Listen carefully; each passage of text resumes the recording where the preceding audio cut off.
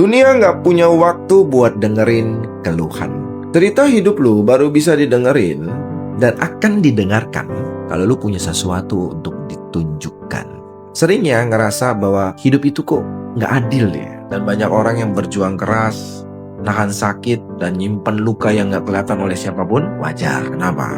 Karena dunia nggak punya waktu buat dengerin keluhan lu. Orang lain mungkin akan simpati sebentar, mungkin akan kasihan sebentar, tapi setelah itu mereka akan balik sibuk sama hidup mereka masing-masing. Jadi ini realitanya. Cerita lu cuman akan dianggap kalau ada hasil nyata di belakangnya. Karena setiap orang punya masalah finansial, masalah hubungan, masalah karir, masalah keluarga, beda-beda jenisnya. Dan yang ngebedain satu orang sama satu orang yang lain bukan dari berat atau entengnya masalah, tapi bagaimana cara mereka merespon masalah itu. Ada yang berhenti dan terjebak di titik yang sama, dan ada yang juga yang pakai kesulitan untuk sebagai bahan bakar, dan mereka loncat lebih jauh.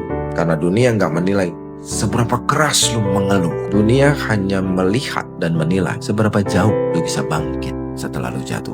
Ingat, rasa sakit itu sementara. Ditolak, gagal, jatuh, diremehkan, itu semua cuma sementara dan pastinya akan lewat. Dan yang akan bertahan lama dan mungkin abadi itu adalah harga diri ketika lu memilih untuk bangkit. Dan jangan lupa ada satu hal penting yang lu harus terima. Gak akan ada yang bisa nyelamatin hidup lu sendiri kecuali lu sendiri. Orang lain mungkin cuma bisa mendukung, tapi yang memutuskan untuk berdiri cuma lu sendiri. Makanya jangan berhenti di tengah masalah. Pakai kesulitan itu buat bangun hasilnya. Kasih lihat orang hasilnya. Karena saat lu bangkit dan nunjukin pencapaian lu, situ dunia baru mulai dengerin. Cara jadi manusia yang sulit dihancurkan. Ya, orang yang benar-benar paling kuat itu bukan yang paling galak atau yang paling kasar. Tidak, tapi yang paling sulit dihancurkan. Karena kekuatan sejati bukan di otot, tetapi dari kekuatan mental yang dibentuk pelan-pelan. Nah, bagaimana caranya? Pertama, berhenti berharap kamu akan dimengerti oleh semua orang. Tidak bisa. Karena semakin lu cari validasi atau pembenaran, semakin juga gampang lu goyah. Karena orang yang fokus pada tujuannya tidak punya banyak waktu untuk jelasin ke semua orang. Enggak. Kedua, kuasai emosi. Saya dulu juga belajar bagaimana cara saya mengelola emosi sampai di titik ini. Bukan berarti sekarang saya dingin ya. Tidak. Tapi saya belajar dan sadar kapan harus bereaksi, kapan harus diam. Orang kuat itu tetap tenang, sekalipun saat lagi diserang. Ketiga, jadikan rasa sakit sebagai bahan bakar.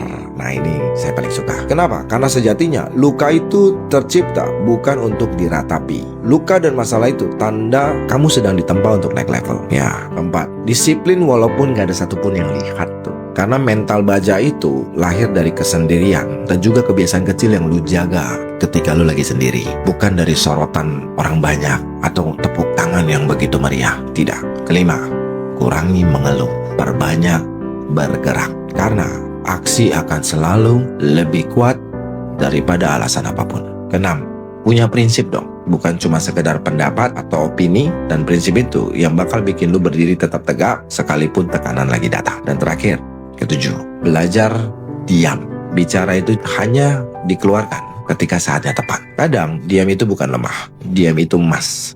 Kesuksesan itu dimulai dari pikiranmu, teman-teman. Dan jelas kesuksesan itu bukan ditentukan dari isi dompetmu, tetapi dari bagaimana cara kamu mengelola pikiranmu. Banyak orang yang mau berubah tapi bingung mulainya dari mana. Padahal kuncinya cuma satu, ubah tindakanmu, ubah aktivitasmu, ubah kebiasaanmu. Dan tindakan itu selalu dimulai dari pikiran. Masalahnya 95% keputusan sehari-hari kalian itu dikendalikan oleh alam bawah sadar, bukan pikiran sadar. Jadi jangan salah. Dan kalau pikiran bawah sadarmu isinya negatif semua, kebiasaanmu pun akan menjauhkan kamu dari kesuksesan yang mau kalian capai tentunya. Nah, gimana cara ubahnya? Pakai metode sadar, latih, rutin. Apa itu? Pertama, sadar, yaitu kenali kekuranganmu, kelemahanmu, dan perbaiki. Kedua, latih. Lakukan hal yang mau kamu raih, lakukan terus, gagal, ulangi terus. Belum mati kan? Ketiga, rutin. Ulangi terus sampai itu jadi kebiasaan. Mau kalian lagi mood senang, mood sedih, mood sakit, tidak peduli. Lakukan terus. Dan kalau ada pikiran negatif yang datang ke pikiran kalian, langsung kalian ganti. Contoh, aduh ini susah banget loh. Aduh ini mustahil nih. Oke? Kalian ganti. Jadi, kalau ini berhasil, hidupku pasti berubah. Selama belum mati, ini bukan kegagalan. Saya bisa. Simple. Dan bayangkan ketika kamu berhasil tuh. Afirmasikan tiap hari. Karena kata-kata yang kamu tanam setiap harinya, itulah yang akan jadi fondasi keberhasilanmu. Ingat, bukan seberapa tebal dompetmu, tapi seberapa kuat pikiranmu. Karena pikiranmu penentu arah hidupmu dan juga masa depanmu. Balas dengan sukses. Kalian yang lagi di fase kejatuhan, lagi masuk di dalam fase keputusasaan, bangkit. Dan ketika semua orang sedang menghina kalian, mentertawakan kalian, mencaci maki kalian, bangkit. Karena satu-satunya alasan dan juga pembalasan yang paling mungkin adalah sukses. Dan itulah yang harus jadi fokus utama kalian dan juga jadi isi pikiran kalian setiap hari. Dan juga yang paling penting, itu juga harus jadi tindakan bagi diri kalian setiap harinya. Karena jangan buang waktu kalian buat ngebuktiin ke mereka hanya dengan kata-kata sampah itu. Buktikan dengan hasil. Karena sukses adalah jawaban yang paling keras untuk setiap keraguan yang hadir dalam hidup kalian. Bersyukur di pagi hari. Ini penting. Kenapa? Karena ketika kamu merasa harimu begitu berat, mungkin saja kamu lupa bersyukur ketika kamu bangun pagi tadi. Karena bangun pagi itu artinya kamu masih punya waktu untuk merubah dan memperbaiki kekurangan-kekurangan kalian. Banyak orang lupa, rasa syukur itulah yang bikin hati kita tenang, pikiran kita lebih jernih. Dan bukanlah keadaan yang bikin kita bahagia loh, tapi bagaimana cara kita melihat keadaan itu. Dan kalau kamu mulai hari dengan rasa bersyukur, hal-hal kecil pun akan terasa sangat cukup. Hari yang terasa buruk seringkali bukan karena masalah besar, teman-teman, tetapi karena kita lupa menghargai apa yang kita punya. Bersyukur itu kekuatan loh, teman-teman. Sangat kuat. Bikin kamu lebih siap, lebih kuat, dan lebih sabar. Jadi sebelum kamu mulai hari ini, tarik nafas yang dalam dan ucapkan dalam hati, terima kasih Tuhan, saya sudah diberi kesempatan untuk hidup lebih baik hari ini.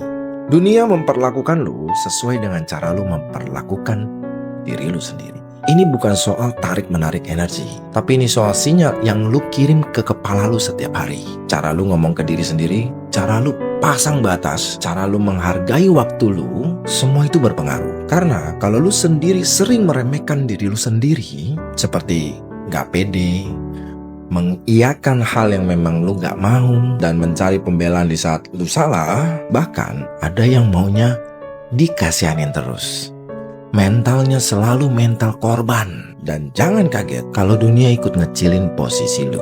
Juga orang sekitar lu akan ngerespon diri lu sama seperti hal yang lu tanamkan ke diri lu sendiri. Dan sebaliknya, ketika lu mulai menghormati diri lu sendiri, cara lu memandang diri lu, cara lu berbicara, dan juga keputusan yang lu ambil, maka dunia pelan-pelan akan menyesuaikan. Dan satu lagi, mulai haramkan bercandain diri lu sendiri. Haramkan itu. Dan ini sesuatu hal yang gak bisa lu lakukan secara instan, tapi lu bisa lakukan secara konsisten. Jadi stop, berhenti ngasih sinyal bahwa lu layak untuk diremehkan. Karena harga diri lu ditentukan dari cara lu menciptakan dan memandang value diri lu sendiri. Gak semua orang bisa dan harus kita tolong. Karena air yang dituang ke ember bocor tidak akan pernah bisa penuh. Begitu juga nolongin orang yang memang belum siap. Energi kita akan habis dan mereka akan tetap kosong. Ya benar, menolong itu memang tugas yang mulia ya. Tapi bukan berarti kamu yang harus jadi korban karena nolongin orang. Karena ada yang memang cuma butuh didengar, bukan untuk diselamatkan. Karena ada yang kita kasih solusi dan mereka tetap kembali ke masalah yang sama. Kalau kita terus maksa nolong orang yang belum siap berubah, kita yang malah akan terkuras waktu, tenaga, mental, dan bahkan hati kita yang lelah nantinya. Karena menolong bukan berarti harus mengorbankan diri kita sendiri. Nolong orang lain terus-menerus sampai ngancurin diri sendiri, itu bukanlah kebaikan. Itu bunuh diri pelan-pelan. Dan ingat, gak semua orang siap ditolong. Kita kasih solusi, dia balik lagi ke masalahnya. Itu kayak nuang air di ember bocor itu. Habis waktu, capek hati. Dan kalau memang kalian mau nolong, tolong dengan kasih batasan. Jangan jadi penyelamat. Kita boleh aja peduli. Tapi ingat, kita kan bukan Tuhan. Kita manusia biasa juga gitu loh. Karena yang bisa nyelamatin mereka, ya mereka sendiri gitu loh. Oke? Dan yang paling utama teman-teman, yang harus kita lakukan adalah menolong diri sendiri. Itu juga salah satu kebaikan nyata. Karena kalau kamu terus mikirin orang lain sampai diri kalian sendiri kosong, gimana kalian bisa jadi berkat? Jadi, isi diri lu sendiri dulu. Baru kalian bisa bantu orang lain dengan ikhlas tentunya. Jadi, kalau kamu lagi capek nolongin orang, bukan berarti kamu egois kok. Tenang saja, mungkin mereka yang belum siap untuk dibantu. Saya banyak temukan itu. Dan alihkan energi kalian untuk menolong mereka yang memang sudah siap menerima pertolongan kalian. Dan jangan lupa, tolong dulu dirimu sendiri. Hal gila yang cuma 1% orang berani lakuin ini. Level nekat. Apa itu? Pertama, pensiun dari pencitraan lah. Nggak usah banyak gaya. Upload hidup lu apa adanya. Nggak keren, nggak cantik, tapi jujur. Be yourself aja, karena pencitraan itu candu. Tapi kejujuran itu adalah revolusi mental, teman-teman. 2. Jual barang kesayangan lu demi mulai usaha atau impian kalian. Bukan soal barangnya, tapi soal komitmen kalian pada mimpi kalian. 3. Ambil resiko yang bikin kalian deg-degan minimal sebulan. Kalau nggak bikin jantung kalian goyang, itu bukan resiko, itu rutinitas. 4. Tinggalin grup yang isinya cuma keluh, kesah, dan tawa canda palsu. Tahu kenapa? Karena energimu terlalu mahal untuk dibagi-bagi kepada orang yang cuma numpang curhat. 5. Nah ini jarang orang berani. Tantang diri lu ngelakuin satu hal yang memang bikin kalian takut lakuin itu depan orang. Kenapa? Karena biar rasa malu itu kamu jinakkan, kamu taklukkan, bukannya malah kamu hindari. 6. Ini mungkin agak terdengar brutal, tapi saya lakukan itu dulu. Tinggalkan pekerjaan tetap yang bikin mental kalian sekarat. Gak usah nunggu waktu yang tepat. Kenapa? Karena waktu itu gak pernah ramah atau baik kepada mereka yang selalu takut, dan takut. 7. Tidur yang cukup, tapi bangunnya harus brutal. Apa itu? Jangan lu bangun tidur kayak mayat hidup. Hidup segan mati tak mau. Bangun kayak petarung yang siap untuk taklukkan musuh. 8. Berani untuk sukses tanpa perlu minta izin sama siapapun, teman-teman.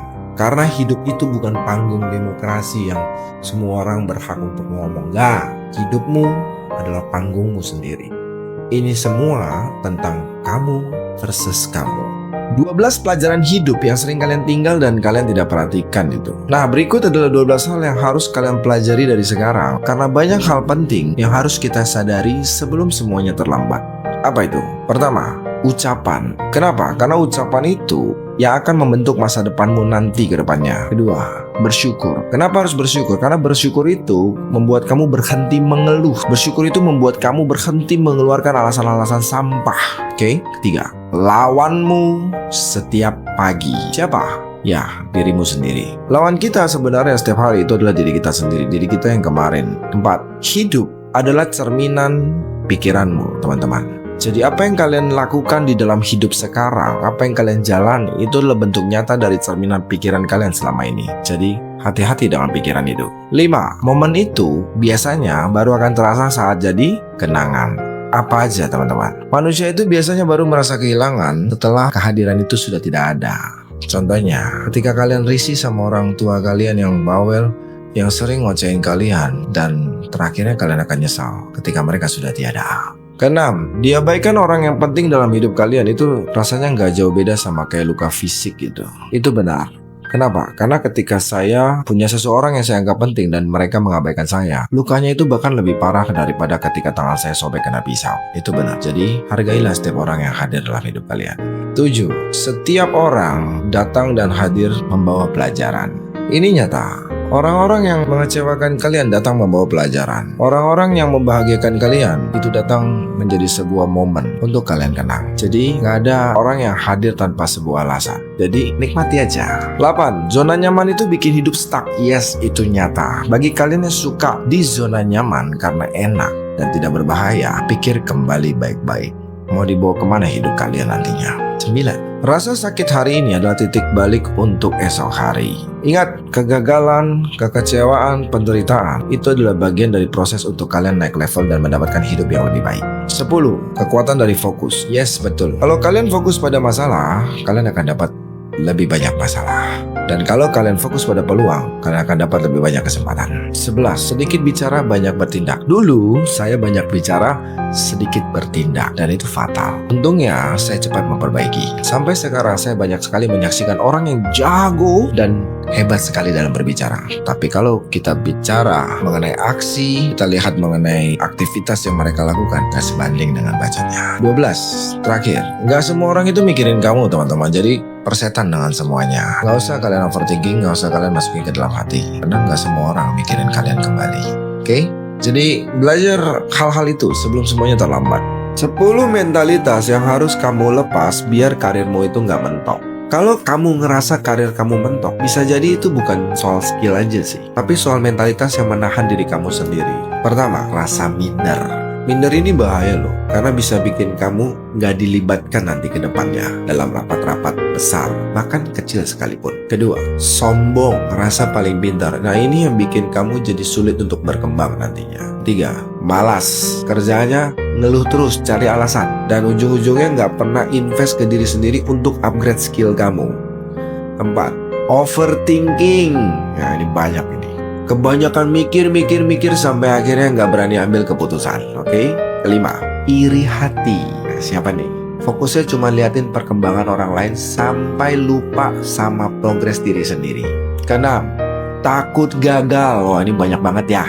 Ujung-ujungnya kalau kamu takut gagal, jadinya kamu nggak bisa tampil, nggak berani tampil, dan akhirnya suara dan ide kamu nggak akan pernah kedengeran. 7, keenakan. Saya dulu kayak begitu, saya dulu keenakan. Saya orangnya gampang kasihan, tapi saya rubah sekarang. Kenapa? Karena nggak enakan itu, semuanya lu tanggung sendiri, jatuhnya stres sendiri dan bikin hidup lu nggak produktif itu. 8, suka gosip, suka ngegibah. Nah ini boleh nih, apalagi cowok ya. Jangan suka gosip kalian, ya.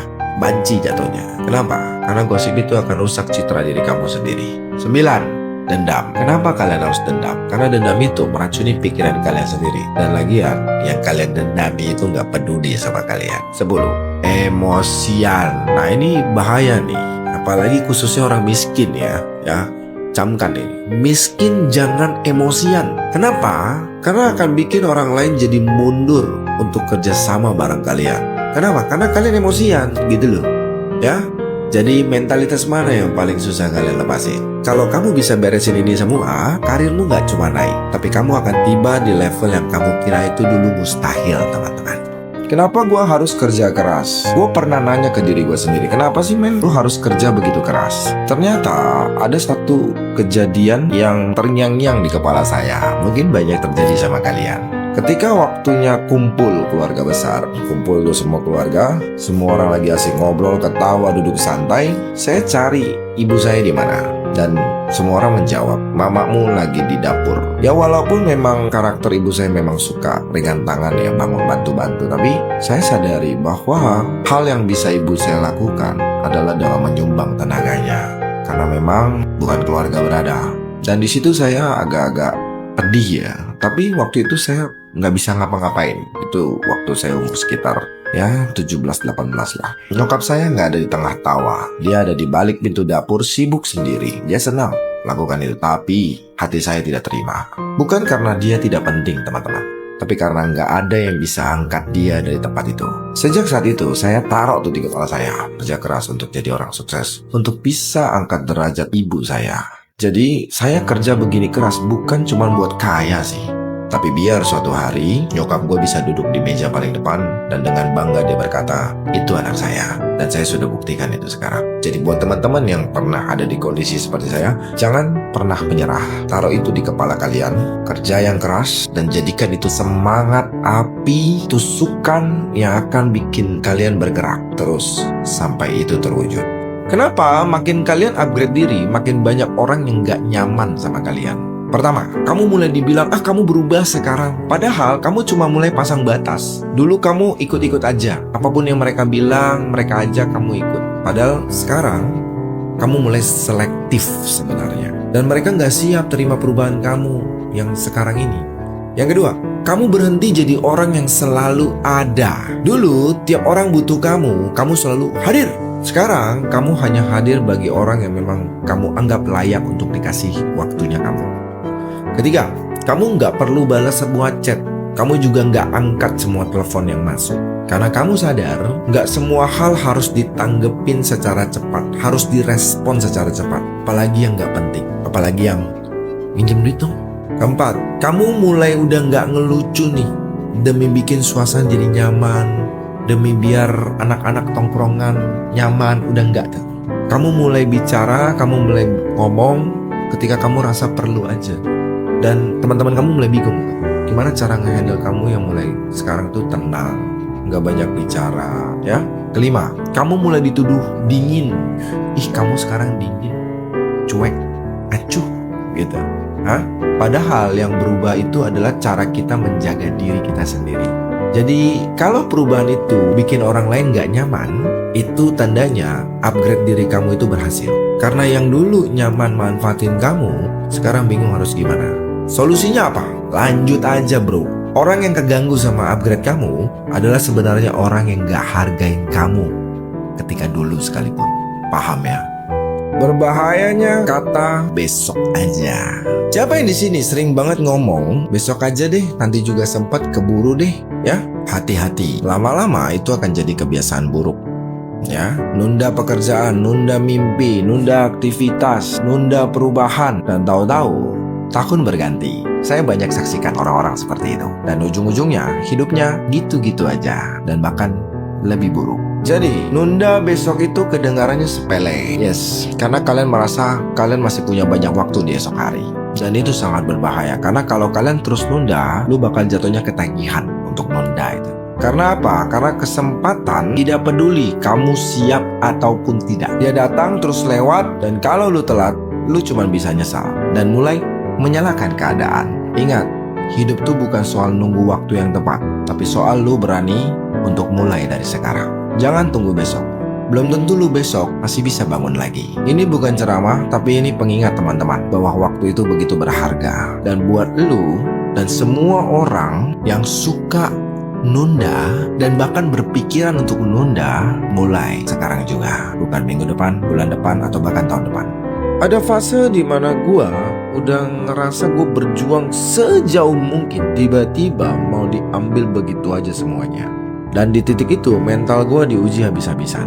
Karena dari SMA 3 sampai detik ini gue terus kerja, fight, gak ada alasan, gue gak mau komplain, pokoknya jalan terus. Nabung pelan-pelan buat nikah, rumah gue kebakaran, dan juga gue harus bangun rumah lagi. Gue dimaling, workshop gue dibobol, utang gue di mana-mana. Satu-satu tuh datang berurutan kayak lagi ngantri barengan. Sampai akhirnya gue buka bisnis pertama gue, batu loncatan pertama gue untuk bisa nyari duit dari tangan gue sendiri itu.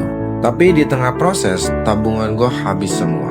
Bukan buat foya-foya, tapi buat kebutuhan keluarga gue, khususnya buat covering orang tua. Karena kebetulan gue generasi sandwich. Di situ mental gue kena. Gue berpikir, apa tujuannya? Bukan karena gue marah, karena gue harus nge-covering orang tua gue, tapi karena gue takut gue gak bisa balik nih buat bisnis gue nih. Gue takut perjuangan ini berhenti tepat sebelum gue bisa mulai.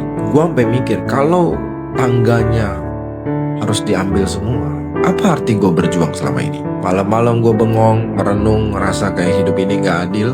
Dan akhirnya semua lewat. Dan di situ gue sadar, Tuhan balikin semuanya berkali-kali lipat, bahkan jauh lebih besar daripada yang sempat hilang. Dan di situ gue kena tamparan yang paling keras. Bukan karena gue ngerasa gue sombong, tapi ternyata gue pernah ngeremehin rencana Tuhan dan juga doa orang tua. Sejak pengalaman itu gue pegang satu prinsip. Semua keberhasilan gue sampai detik hari ini bukan karena gue, tapi karena Tuhan gue. Dan juga ada faktor utama, yaitu doa orang tua dan juga doa dari orang-orang sekitar kita. Dan disitulah gue belajar untuk rendah hati, teman-teman. Karena hidup ini bukan soal siapa yang paling kuat sendiri, tapi siapa yang sadar bahwa mereka gak pernah sendirian. Siapa bilang duit gak bisa bikin bahagia, teman-teman? Ada yang bilang, saya gak butuh kaya, yang penting akhirat. Halah, ingat ketika kalian bicara seperti itu, di saat yang sama orang tua kalian butuh bantuan. Ngaca kalian. Kalian juga gak bisa nolongin teman yang lagi susah. Bahkan adik kakak kalian lagi kena masalah, kalian cuma bisa diam. Makan tuh akhirat. Dan ujung-ujungnya gak bisa apa-apa, cuma ngeluh. Jadi stop. Uang itu memang bukan segalanya, tapi coba deh bayangin kalian di posisi ketika kalian telepon ibu kalian. Ibu, besok kita umroh yuk. Atau, Mak, rumahnya sudah jadi, yuk kita pindah. Itu bukan bahagia. Jangan dikit-dikit jadikan akhirat sebagai alasan untuk kamu malas kerja. Gak ada. Karena dalam setiap agama diwajibkan untuk sebisa mungkin kaya. Karena kalau kamu nggak punya kekuatan finansial yang kuat, gimana caranya kamu mau bantu orang? Gimana caranya kamu bisa jadi berkat untuk orang lain? Jadi kesimpulannya, uang itu alat. Kalau kamu pakai dengan benar dan cari dengan jalan yang benar, kamu bukan cuma bahagia sendiri, tapi kamu juga bisa bahagian orang lain, khususnya keluarga terdekat kamu. Cerita hidupmu baru akan didengar setelah kamu bangkit, teman-teman. Ingat, gak semua orang peduli ketika kamu lagi jatuh. Karena dunia ini gak punya waktu buat dengerin keluhan. Yang orang mau lihat cuma satu hal, hasil. Lu boleh sedih, lu boleh jatuh, tapi jangan kelamaan di bawah. Karena faktanya semua orang juga punya beban hidup masing-masing. Dan kesulitan dan juga masalah itu bukan alasan buat lu nyerah, tapi itu bahan bakar buat bangkit. Coba lihat sekeliling kalian saat ini. Orang yang dihargai itu bukan orang yang paling banyak curhat, tapi yang bisa nunjukin hasil walaupun sudah jatuh berkali-kali. Luka batinmu mungkin gak kelihatan. Ketika lu bangkit, semua orang akan lihat siapa lu sebenarnya. Bangkit itu sakit, tapi kalah itu lebih sakit, teman-teman. Dan satu hal yang kalian harus ingat, gak ada yang bisa nyelamatin hidup lu sendiri kecuali kamu sendiri. Jadi mulai sekarang, berhenti berharap dimengerti, berhenti nunggu orang lain paham perjuangan kalian, dan ayo bangkit, buktikan. Baru cerita hidup kalian layak didengar. Hidup kamu adalah cerita kamu sendiri kok, bukan orang lain. Hidup kamu itu cerita kamu, teman-teman. Dan gak ada satupun orang lain yang berhak tulis atau nentuin jalan cerita ini selain kamu sendiri. Setiap pilihan yang kamu ambil, setiap resiko yang kamu hadapi, setiap mimpi yang kamu kejar, itu semua milik kamu. Akan selalu ada orang yang meragukan kamu, menilai kamu, bahkan sampai selalu salah paham sama kamu, sampai mereka ingin hancurkan kamu. Pasti ada, tapi itu gak penting, karena mereka gak ngerti jalan cerita kamu. Ini hidup kamu, ini perjuangan kamu, dan ini warisan yang sedang kamu bangun. Semua ini punya kamu sepenuhnya, jadi miliki itu dan perjuangkan itu apapun caranya. Ingat, kamu yang nulis cerita kamu, bukan mereka-mereka itu. Setahun lagi lu bakal nyesel karena lu gak mulai hari ini. Karena setahun dari sekarang lu bakal nemuin akun media sosial seseorang yang hari ini masih bikin konten yang menurut lu itu aneh, geli, norak, dan lu ngetawain mereka, lu skip mereka karena followersnya masih di bawah 100, kontennya bagi lu aneh, gak berbobot lah ya, dan kelihatannya sampah banget di mata lu. Tunggu aja, karena tahun depan mereka akan dapetin hidup yang lu pengen, hidup yang lu impikan. Mereka punya penghasilan lebih, punya audiens yang banyak, follower yang banyak, dan mereka punya impact, dampak buat lingkungan, buat masyarakat, dan hidup mereka berubah. Sementara lu masih scroll, masih mikir, kayaknya gue bisa juga kayak mereka. Tapi sayangnya kamu cuman bisanya mikir doang, dan lu gak pernah mulai. Kerjaan lu nyinyir. Jadi dengerin baik-baik. Yang kelihatan aneh hari ini, yang kelihatan norak hari ini, bakal kelihatan nyata, berprogres, dan menghasilkan tahun depan. Karena saya sudah buktikan itu. Karena sejatinya hasil selalu datang buat orang yang mulai, bukan orang yang nunggu sempurna. Jadi kamu mau terus scroll dan habisin waktu, atau lu mau mulai nulis cerita lu sendiri? Start dari sekarang. Kalau keadaan memaksa lu sampai keluar dari batas kemampuan lu, jangan tanya kenapa harus saya. Karena di titik itu, cara lu dalam melihat situasi itu menentukan langkah lu akan kemana. Karena rata-rata di kondisi tertekan, biasanya refleks orang itu cuma satu, mengeluh dulu, merasa jadi si paling korban, dan berharap masalahnya akan hilang dengan sendirinya. Indah ya, padahal kenyataannya masalah nggak akan selesai hanya dengan ratapan. Dan di momen seperti ini yang harus dirubah itu bukan keadaannya coy, tapi dari cara pandang lu. Bukan lagi bertanya kenapa harus saya, tapi menerima keadaan dan katakan memang harus saya yang dapat ini, karena saya kuat. Bukan karena kita memang kuat, tetapi karena memang kita yang paling siap. Karena kalau bukan lu yang berdiri, siapa yang mau gantiin lu? Keadaan boleh menekan, situasi boleh berat, Tetapi kendali sepenuhnya tetap ada di respon lu. Jadi lu punya pilihan, mau terus terjebak dalam rasa lemah, rasa kalah, atau pakai tekanan itu sebagai dorongan untuk bergerak. Karena masalah itu datang lu gak bisa pilih, tapi sikap lu dalam merespon itu yang bisa lu tentuin. Dan di sanalah hidup sepenuhnya mulai kembali di tangan. Kenapa gak perlu berteman dengan semua orang? Ya, padahal kenal sama siapa aja kan boleh. Tapi kalau lu berteman dengan semua orang, artinya lu gak punya teman. Karena teman itu bukan soal jumlah, tapi kualitas. Ya, kenal banyak orang itu perlu, dan networking itu bahkan sangat dianjurkan. Tapi berteman dengan siapapun tanpa seleksi, itu yang bahaya. Kenapa? Karena teman punya pengaruh yang sangat besar ke arah hidup lu. Gak mungkin kan lu harus baik ke semua orang. Dan bayangkan berapa banyak topeng yang lu harus pakai biar semua orang nyaman sama lu. Capek tentunya ya. Dan itu pastinya bukan kualitas. Dan masalah yang paling sering gue lihat, orang-orang gak maju itu bukan karena gak mampu, tapi karena gak bisa ninggalin circle-nya tuh. Bukan karena terlalu baik, tapi karena gak enakan. Dan itu menurut saya bodoh gitu. Padahal potensinya ada, tapi lingkaran mentalnya segitu-gitu aja. Begitu mau naik dikit langsung ditarik balik sama circle-nya, kayak kepiting gitu. Nggak usah lah, ngapain sih berubah?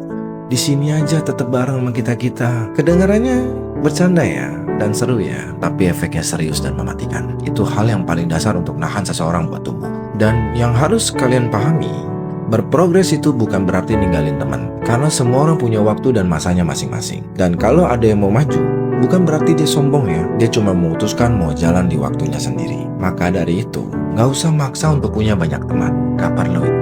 Bertemanlah secukupnya. Dan yang paling penting, cari teman yang saling dukung, yang gak takut lihat lu naik, dan yang bertepuk tangan ketika lu dapat pencapaian. Ya, kenal banyak orang itu boleh, tapi teman sejati itu pasti terseleksi dengan sendirinya. Itu nyata. Jadi kalau suatu hari lu ngerasa lu sudah gak sejalan dengan teman lu, itu bukan pengkhianatan, itu tanda kedewasaan.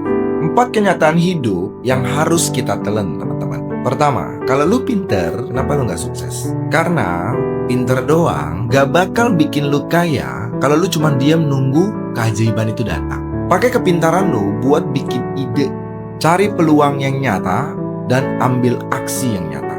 Dan jangan pernah ngerasa lu udah pinter, lu cukup pinter kalau dompet lu masih kosong. Nah, solusinya bagaimana? Buang kemunafikan, cari ilmu baru, mentor baru, bisnis baru yang bisa langsung kalian kerjakan dan langsung bisa dapat duit. Mulai aja bisnis kecil-kecilan, investasi kecil-kecilan, atau kembangin skill baru. 2, kalau hidup lu masih miskin, jangan kebanyakan bacot ya. Jangan kebanyakan protes, bahkan jangan pernah kalian argumen. Karena keluhan itu nggak rubah apa-apa. Kalau lu capek hidup miskin, kerja lebih keras dari siapapun, dan berusaha lebih pintar dari diri kalian yang kemarin. Dunia ini selalu punya tempat kok buat orang yang selalu berusaha keras, mati-matian. Selalu ada tempat. Bukan buat yang ngeluh tanpa arah ya, rebahan, pasrah. Alah. Solusinya gimana? Fokus ke action plan lu. Apa yang bisa lu lakukan sekarang? Coba kalian breakdown. Set targetnya harian, naik ke mingguan, naik ke bulanan. Ujung-ujungnya nyampe kalian ke target tahunan. Dan jangan lupa disiplin buat jalanin itu. Saya sering bilang sama teman-teman saya, orang miskin dilarang malas. Banyak banget nih yang kerjanya tiap hari cuma scroll medsos. Sudahlah, stop buang waktu untuk itu. Belajar. Isi kepala kalian dengan sesuatu hal yang bisa meningkatkan taraf hidup kalian dan produktif. Ketiga, hidup ini tentang pilihan. Kalian mau jadi pemenang atau mau jadi pecundang? Lu gak bisa ada di tengah-tengah. Kalau lu gak ambil keputusan untuk mau jadi pemenang, otomatis lu akan jadi pecundang yang kalah sama hidup. Karena dunia cuma inget sama mereka yang menang. Solusinya gimana dong? Gampang. Tentuin aja tujuan hidup lu sekarang mau kemana. Tulis goals lu. Tulis aja di kertas. Atau kalian memang mau punya mobil, print aja. Tempel gede-gede di depan pintu kamar kalian tuh. Habis itu pecah jadi langkah kecil, teman-teman. Pasti bisa. Karena saya juga dulu memulai seperti itu. Jadi langkah kecil yang lu kerjain tiap hari. Lu cicil itu pelan-pelan. Kalau lu bingung gimana? Gampang, cari mentor, cari teman. Banyak kok sekarang bisnis yang mentornya ready. Gitu loh. Karena dunia ini, di dalam bisnis apapun itu simbiosis mutualisme. Saya butuh Anda juga butuh saya. Tapi yang pasti, buang kemunafikan di dalam kepala Anda. Kalau memang miskin, jangan munafik. Ya, persetan dengan passion. Keempat, hidup ini bukan soal mimpi saja, ya, tapi soal aksi. Mimpi lu besar itu awal yang sudah bagus. Tapi kalau nggak ada aksi, itu cuma angan-angan. Solusinya, ayo mulai langkah kecil. Kenapa? Karena action itu lebih penting daripada kesempurnaan. Saya paling gak suka ya sama orang yang nunggu berharap itu sempurna, berharap waktunya tepat, dan ujung-ujungnya diam di tempat. Jangan tunggu waktu yang ideal. Lakukan dari sekarang. Kamu tidak bisa kalah. Kenapa? Simple. Kalau kamu kalah dalam pendidikan, maka kamu harus menang dalam pekerjaan dan juga karir. Kalau kamu kalah dalam penampilan, maka menanglah dalam penghasilan. Kalau kamu kalah di jabatan, maka menanglah di pengalaman. Kalau kamu kalah dalam wajah jelek, maka menanglah dari dompetnya. Ingat, jangan mau kalah dari orang lain. Prinsipnya sama, kalau orang lain bisa, kenapa lu enggak? Dan setiap kali lu merasa lu kalah, lu harus taruh langsung di kepala lu pikiran bagaimana caranya supaya gua bisa menang. Simple. Karena ketika dadu dilempar, permainan telah dimulai. Karena disitulah kapal kamu akan berlayar dan penentuan tujuan di sana. Jangan malah pasrah sama keadaan, karena hal itu tidak mungkin bikin Anda berkembang. Jadikan mimpi lu sebagai tujuan dan badan lu sebagai kapal yang mengarungi tujuan itu. Lahir di keluarga miskin itu takdir, tapi kalau berakhir miskin itu nasib. Lu lahir dari keluarga pas-pasan, tinggalnya di kosan sempit, bapak malu cuma punya motor satu seadanya, motor butut lagi. Ingat, itu bukan kutukan, tapi itu adalah ujian awal, teman-teman. Karena lu gak bisa pilih lu mau lahir di mana, tapi lu bisa pilih lu mau mati jadi siapa. Jadi daripada lu ngeluh, ngoceh, ngedumel, mendingan lu marah dan pakai amarah itu buat lu kerja keras. Bakar semuanya jadi api semangat. Jangan nunggu diajak, jangan harus nunggu diajarin. Selama lu masih bisa bergerak, lu ciptain peluang. Kalau lu memang bingung, ya lu cari mentornya, ya. Jangan malu, jangan gengsi. Karena orang yang mulai dari bawah itu nggak boleh santai. Tidur kurang, kerja ekstra lebih, mikirin strategi sambil nahannya capek. Lu harus 3 kali lebih keras daripada orang biasa. Itu harus. Kalau lu pernah diremehin, lu pernah lapar, bahkan pernah dianggap gak ada, bagus. Itu bahan bakar, teman-teman. Saya pernah di posisi itu. Dan satu hal yang paling penting, skills dan knowledge, itu adalah senjata yang paling mematikan. Lu boleh miskin gak punya uang, lu boleh jatuh bangkrut, tapi kalau otak lu ada isinya, lu bisa bangkit kapanpun. Karena sejatinya, 2 hal itu bukanlah cuma nilai ataupun angka, tapi kemampuan buat bertahan hidup di dunia ini, teman-teman. Jadi ingat, lu gak butuh rasa kasihan. Yang lu butuh saat ini, pembuktian. Oke? Sebelum lu mau lari kencang dalam sebuah bisnis, bangun dulu pondasinya, teman-teman. Semua orang pengen sukses, tapi jarang banget dan sedikit banget yang mau fokus bangun pondasi. Padahal yang bikin lu kuat itu bukan hasil, tapi dasar diri. Apa itu pondasi? Pondasi itu adalah hal-hal dasar yang gak kelihatan tuh, tapi justru menentukan arah dan hasilnya kemana. Contoh, kebiasaan, disiplin, konsisten, itu pondasi. Kedua, pondasi itu adalah modal yang lebih penting daripada uang. Lu bisa aja start dari modal lu 0, gak punya duit, kayak saya, tapi gak akan pernah lu bisa mulai kalau mulai dari mental 0. Kenapa? Karena uang itu bisa dicari, tapi mental yang kuat itu harus dibentuk. Bukan lu langsung dikasih begitu aja, gak ada itu. Nah, ini 4 pondasi yang wajib lu bangun nih. 1, disiplin. Lu tetap lakuin semuanya sekalipun lu lagi gak enak, lagi sakit, lagi bad mood ya, lagi banyak trouble, lu tetap lakuin. Kedua, konsistensi. Lu tetap lakuin sekalipun hasilnya gak sesuai dengan ekspektasi lu. Tetap aja lakuin. Walaupun hasilnya belum kelihatan, tetap aja gas, oke? 3, tanggung jawab. Nih banyak orang nih yang gak siap tanggung jawab. Banyak banget ya.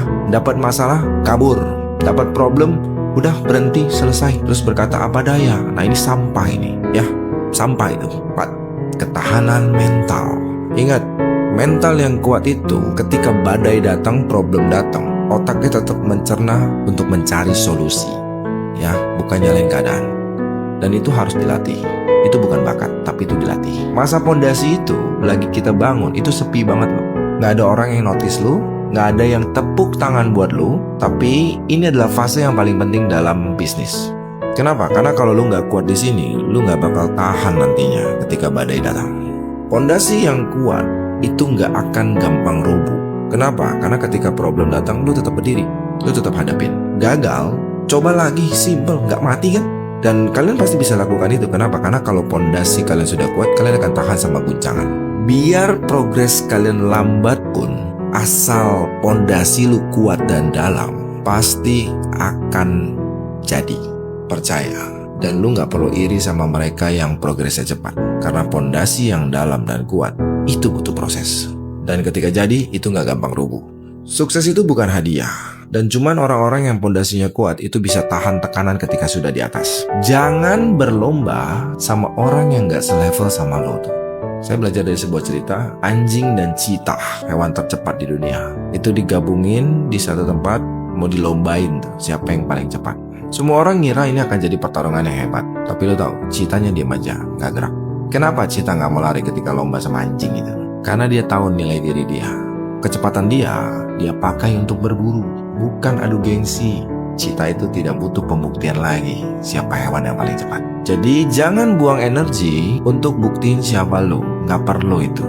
Kadang justru ngebuktiin diri lo ke orang yang salah, itu sebenarnya penghinaan buat lo sendiri. Ya, kenapa? Karena lu gak perlu turun ke levelnya orang lain untuk dapat pembuktian. Itu bodoh namanya. Paham ya sekarang ya? Lu gak perlu teriak untuk nunjukin lu kuat. Cukup fokus bangun pondasi dan biar waktu yang ngebuktiin.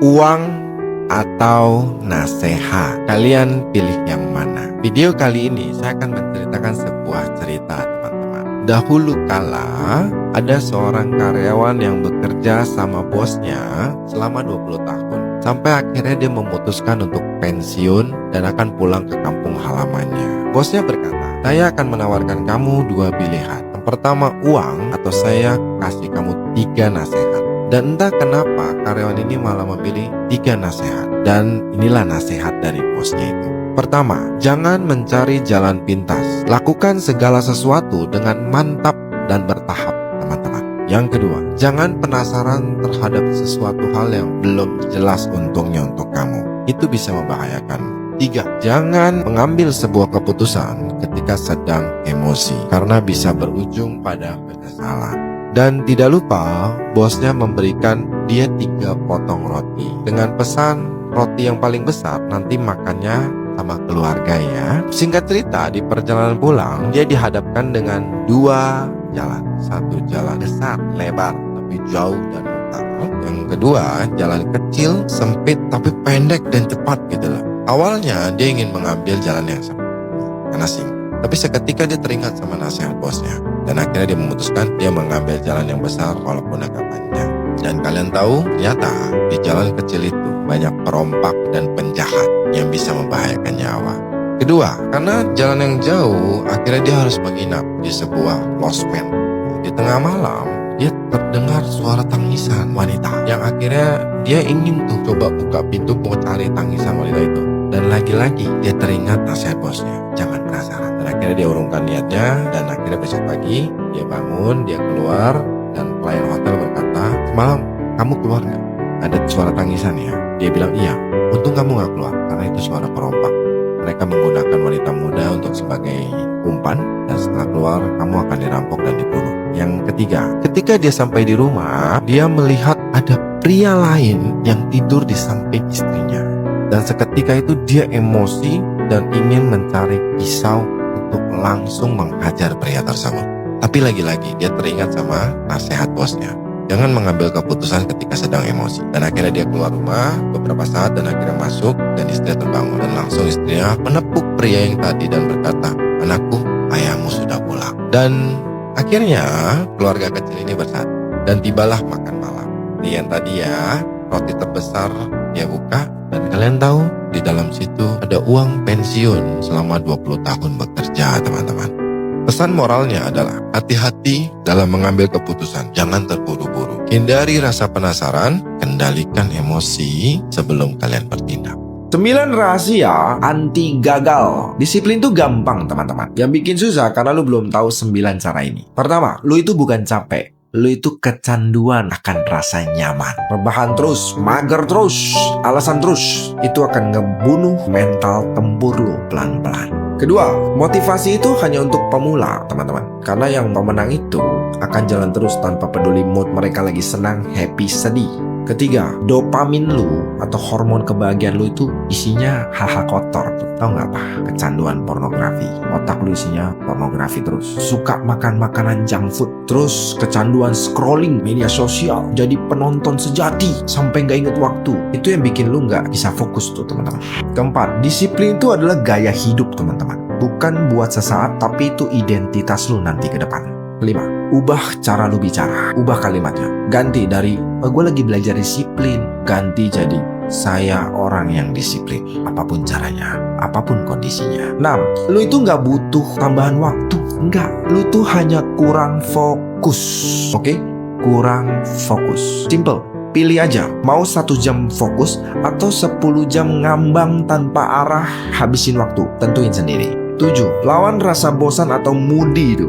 Orang yang suka mut-mutan deh, ya, itu pengecut itu. Mau jago, mau konsisten, lawan rasa bosan lo. Kalahkan itu dulu. 8. Stop cari alasan. Capek, sibuk, gak ada waktu, gak mood. Itu cuman alasan lu. Karena lu malas, sampah lu. Oke? 9. Males pantau progres. Saya sekarang itu setiap hari punya agenda, teman-teman. Saya bikin agenda. Hari ini saya ngapain, besok saya mau ngapain, dan saya catat progres saya. Ya, bulan kemarin saya dapat apa, tahun kemarin saya raih apa, saya capai apa, saya catat tuh. Karena pemenang itu selalu ukur prosesnya tiap hari. Karena bermalas-malasan itu hal yang sangat mudah dan nyaman, teman-teman. Ya, sangat nyaman. Tapi di akhir itu akan buat lo nyesal. Dan disiplin tuh susah banget di awal. Susah banget. Tapi akhirnya akan bikin hidup lo lebih mudah. Pilih mau susah di awal atau penyesalan lo di akhir. Tentukan sendiri. Lu mau naik level, ini adalah hal-hal yang harus kalian bayar. Setiap pencapaian selalu ada harganya, teman-teman. Dan harga itu nggak selalu tentang uang, tapi pengorbanan. 1. Lu mau hidup berubah. Berhenti nyaman-nyaman terus. Nyaman itu racun yang paling halus, teman-teman. Kalau lu nggak upgrade diri, lu bakal stuck. Lihat orang lain naik, sementara lu diem di tempat yang lu anggap aman. Kedua, gua udah nggak suka nongkrong sama banyak orang dan semua orang. Gua mulai pilih-pilih teman dalam gua nongkrong. Bukan karena saya antisosial, tapi karena nggak semua obrolan tuh ada nilainya, teman-teman. Kalian harus mulai pilih-pilih. Networking itu penting, betul. Tetapi harus sama orang yang bawa value.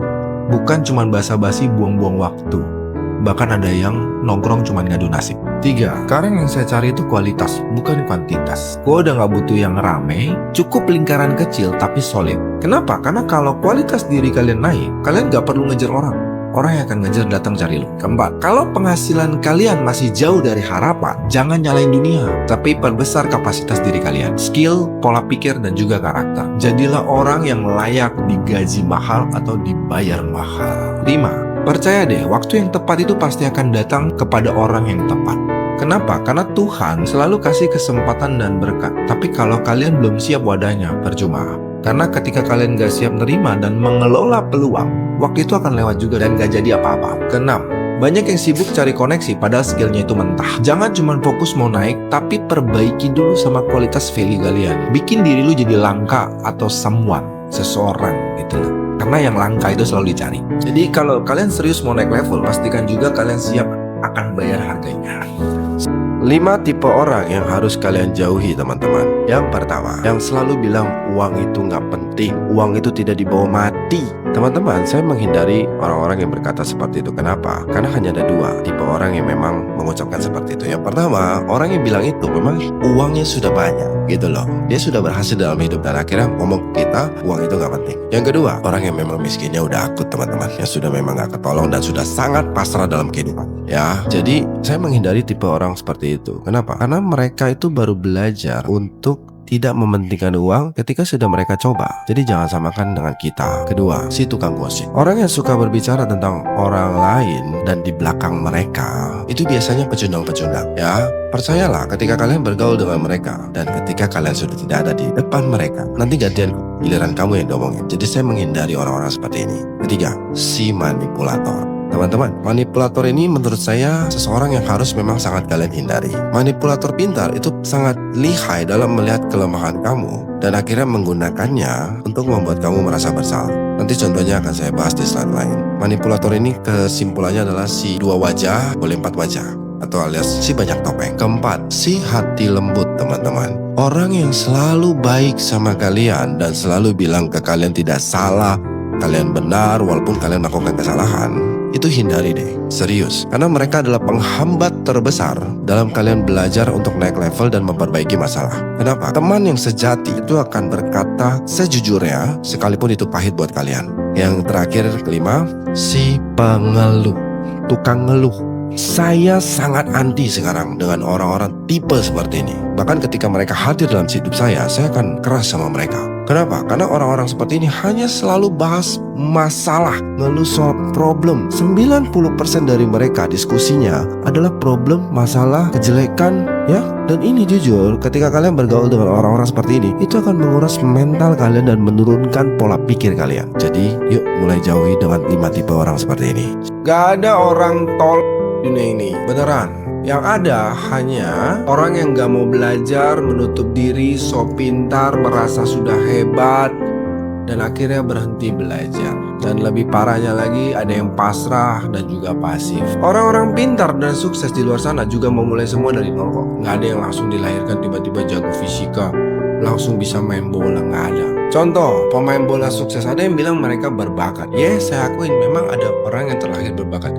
Tapi bakat tanpa dilatih jadinya juga sia-sia, teman-teman.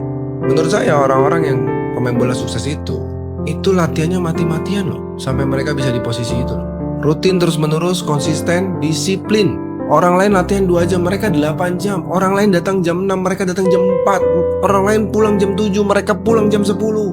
Orang lain latihan 2 kali 1 minggu, mereka 7 kali 1 minggu. Simpel banget kan? Dan memang itu kenyataannya, rumusnya sederhana. Kerjalah lebih keras dari orang lain. Dan banyak orang yang munafik gitu loh, kerja dikit maunya banyak gitu loh. Jadi menurut saya nggak ada orang tolol di dunia ini. Yang ada orang seperti yang tadi saya maksud. Setiap pria sebenarnya kecanduan sesuatu. Pertanyaannya, lu kecanduan apa? Ada satu kecanduan yang tidak menghancurkan hidup, justru membangunnya. Ya, banyak ya, ada yang kecanduan rokok, ada yang kecanduan alkohol, ada yang kecanduan sama validasi diri, kecanduan sama perempuan, dan kecanduan sama membuang-buang waktu. Yes, semua pria punya pelarian, tapi pria sejati beda. Pria sejati kecanduan disiplin. Apa itu? Disiplin bangun pagi, disiplin berdoa, disiplin belajar, latihan, olahraga, bahkan disiplin untuk diam di saat memang perlu untuk diam. Karena disiplin itu nggak butuh motivasi, karena motivasi itu datang dan pergi. Bahkan disiplin itu adalah apa? Adalah jalan terus ketika lu lagi capek sekalipun. Tetap bergerak meskipun sepi, tetap datang meskipun nggak ada yang lihat. Dan pria sejati itu selalu bilang ke dirinya, gua harus tetap jalan, bahkan sekalipun ketika perasaan gua nggak sedang baik-baik saja. Terdengar simpel ya, tapi nggak semua orang bisa lakukan. Karena sejatinya hidup itu dimenangkan bukan oleh yang paling semangat, tapi oleh yang paling konsisten. Jadi kalau lu memang harus kecanduan sesuatu, mendingan lu kecanduan disiplin kayak gua. Karena disiplin adalah satu-satunya candu yang bikin hidup lu naik level, bukan malah hancur. 3 tempat yang harus kalian kunjungi supaya kalian bisa merasakan bahwa hidup ini sangat berharga. Pertama, rumah sakit. Ketika kalian mengunjungi rumah sakit, kalian akan merasakan bahwa tidak ada yang berharga di dunia ini selain kesehatan, teman-teman. Kedua, penjara. Ketika kalian berkunjung ke penjara dan melihat orang-orang di dalamnya, kalian akan merasakan bahwa kebebasan dalam hidup adalah hal yang paling berharga dalam hidup ini, teman-teman. 3. Kuburan atau pemakaman. Ketika kalian mengunjungi pemakaman, kalian akan menyadari bahwa hidup itu tidak berarti apa-apa ya. Tanah yang akan kita injak hari ini akan menjadi tanah ketika kita tiada. Tapi pelajaran yang kita ambil di pemakaman bahwa hidup itu sangat berharga setiap harinya. Jadi jangan sia-siakan hidup kalian begitu saja. Kesimpulannya dari 3 tempat ini, setiap orang memiliki privilege berbeda-beda. Ada orang yang punya uang, ada orang sehat, ada orang yang muda, ada orang yang cantik, dan sebagainya. Syukurilah hidup ini. Kenapa ada orang yang sukses banget, tapi hidup kita tuh gini-gini aja teman-teman? Bukan karena mereka lebih pintar, lebih beruntung, atau bahkan punya modal lebih besar. Tidak. Tapi karena mereka punya cara pikir yang berbeda. Ini dia 5 pola pikir untuk menjadi seorang pemenang yang lu bisa pakai dari sekarang. Poin pertama, orang sukses itu nggak takut gagal teman-teman. Mereka paham gagal itu bagian dari belajar. Proses. Jatuh, tinggal bangun. Gagal, tinggal perbaiki. Bukannya nyerah. Poin kedua, orang biasa itu ngeluh, nyalain keadaan, pecundak. Tapi pebisnis atau pemenang itu fokus pada jalan keluar. Kalau pebisnis itu dapat tantangan, mereka nggak cuma permasalahin, nyalain keadaan, ya, nyalain orang, nggak. Mereka fokus pada jalan keluar. Solusinya bagaimana nih? Poin ketiga, mereka mikir jangka panjang teman-teman. Orang biasa paling cuma mikirin buat hari ini ataupun mentok paling besok. Dapetin uang jangka pendek, singkat, instan, simpel. Tapi orang sukses itu bangun aset, ilmu, relasi yang berguna untuk mereka bertahun-tahun jauh sampai ke depan. Bahkan sampai ke anak cucu mereka. Poin keempat, rata-rata orang yang gagal itu cuma kebanyakan mikir. Mikir. Tapi takut untuk eksekusi. Akhirnya nggak ngapa-ngapain. Tapi seorang pemenang, pengusaha sukses, mereka jalan dulu aja. Koreksinya di tengah jalan. Kenapa? Karena mereka tahu mereka nggak akan dapat hasil kalau mereka nggak mulai. Poin kelima, pebisnis itu tahu skills dan mindset itu adalah aset yang paling mahal. Mereka baca buku, ikut kelas, ikut seminar, cari mentor. Kenapa? Karena semakin pintar kita, makin gampang uang itu kita dapat. Mau jadi versi terbaik dari diri lo, nggak harus tunggu besok. Lu bisa mulai dari sekarang. Kenapa sih banyak orang yang lebih suka ribet sendiri daripada langsung cari solusi? Nah ini banyak nih saya ketemu nih. Kayak kamu ketemu ketimun pahit nih, ya. Terus kalian malah sibuk mikir nih. Kenapa ini bisa pahit nih? Siapa yang salah nih bikin ketimun ini jadi pahit nih? Siapa yang kasih ketimun ini ke saya nih? Gitu loh. Padahal tinggal dibuang, ambil yang baru, selesai. Marcus Aurelius, seorang filsuf stoikisme, pernah bilang gini. Kalau ada semak berduri di jalan, ya lu tinggal muter aja. Nggak usah sibuk mikirin kenapa itu semak ada di sana ngalangin jalan saya. Siapa yang naruh itu di sana? Kenapa nggak ada yang pinggirin? Itu semua nggak ngubah apa-apa kok. Malah bikin kamu tambah emosi. Bener nggak? Contoh simpel nih, kamu makan di restoran, kamu pesen sup. Terus ada lalat di sup. Solusi paling logisnya apa? Panggil pelayan, minta ganti kan? Selesai, kalian makan tuh. Tapi yang paling sering kejadian nih saya lihat nih di media sosial apalagi nih ya. Ngomel, ngoceng, sampai setengah jam, marah-marah, mau viralin, videoin, update status, ngeluh, ya curhat gitu. Ujung-ujungnya apa? Kesal sendiri kan? Teman-teman yang makan sama lu atau keluarga yang makan sama lu juga kena imbas tuh dari ocehan kamu tuh. Jadi mulai sekarang, ayo bikin semuanya simpel lah. Stop membesar-besarkan atau melebih-lebihkan hal yang memang kalian gak bisa rubah. Fokus ke hal yang bisa kalian kontrol, selesai. Triknya bagaimana? Saya ketika ketemu masalah, saya langsung tanya ke diri saya sendiri. Ini bisa saya rubah gak? Kalau memang gak bisa, apa yang bisa gue lakuin sekarang? Fokus ke solusi. Memang terdengar sederhana ya, tapi itu powerful banget. Sangat efektif itu. Saya sudah lakukan itu. Ya, jadi teman-teman yang ketemu masalah, problem, coba deh rubah mindsetnya. Fokus ke hal yang bisa kalian kontrol. Oke? Sejarah mirip mereka yang punya nyali. Dalam hidup, laki-laki dengan nyali biasanya lebih sering menang daripada laki-laki yang punya otak, teman-teman. Karena dunia ini nggak bergerak dengan perhitungan yang paling sempurna, tidak. Yes, otak itu penting. Pemikiran, perhitungan itu memang benar. Tapi kalau lu cuma bisa mikir tanpa jalan, itu hasilnya nol. Banyak sekali gue temuin orang pintar yang berhenti hanya mentok sampai di perencanaan. Kebanyakan mikir, nunggu semuanya siap, waktunya tepat, dan akhirnya gak mulai apa-apa, diam di tempat. Sebaliknya gue pernah juga sering ketemu orang modal nekat, jalan aja, persiapan belum matang, gas. Mereka mulai melangkah, salah pasti, tapi mereka perbaiki di tengah jalan. Karena pintar tanpa berani mengambil resiko itu bikin lu mandek, stuck. Beneran, gue banyak ketemu orang kayak gitu. Justru yang melangkah tanpa menunggu kesempurnaan itu yang bikin progres, yang bikin kalian berkembang. Karena kalau lu lihat sejarah, Yang bikin perubahan itu yang mulai bergerak, bukan nunggu ini tepat, itu tepat, tidak. Mereka bertindak duluan, perbaikannya di tengah jalan. Karena nggak ada namanya rencana matang untuk menuju kemenangan, nggak ada. Akan ada satu titik di mana lu harus mulai jalan, teman-teman. Nggak usah lah ada rencana cadangan dulu dah, mulai aja dulu. Apalagi kalau kalian masih muda ya. Dan kalau saran dari saya, berhentilah bersembunyi di balik riset. Ada keren kan riset ini dari situ, berhenti. Berhentilah menunggu waktu yang tepat, karena waktu yang tepat tidak akan pernah datang. Mulai ambil langkah. Gagal itu bagian dari perjalanan. Dan dengan kegagalan itu, lu belajar lebih cepat dan mulai jalan lagi dengan penuh keyakinan dan pengalaman yang matang. Karena sejarah nggak ingat orang yang selalu hati-hati ya, tunggu sana tunggu sini, tidak. Mereka hanya ingat pada orang yang berani.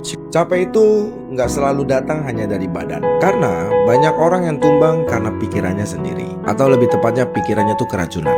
Dan racun ini sering masuk tanpa kita sadari. Karena sebagian besar kelelahan bukan bicara hanya di fisik saja, tetapi soal energi negatif yang terlalu lama numpuk di kepala. Dan emosi negatif ini dibiarkan terus-menerus. Dan bukan cuma bikin stres, tetapi pelan-pelan bikin tubuh lu ikut melemah. Masalahnya, energi negatif ini datang seringkali tidak langsung dalam skala besar atau secara dramatis, tapi dia datang lewat hal-hal kecil seperti pembicaranya isinya cuman saling adu keluhan, cuman protes, ya, lingkungan kerja yang toksik, atau bahkan pikiran sendiri yang hobinya nyalahin keadaan. Yes, hidup kadang terasa berat bukan karena realitanya yang rumit, tapi karena kita terlalu banyak nyimpen sampah batin.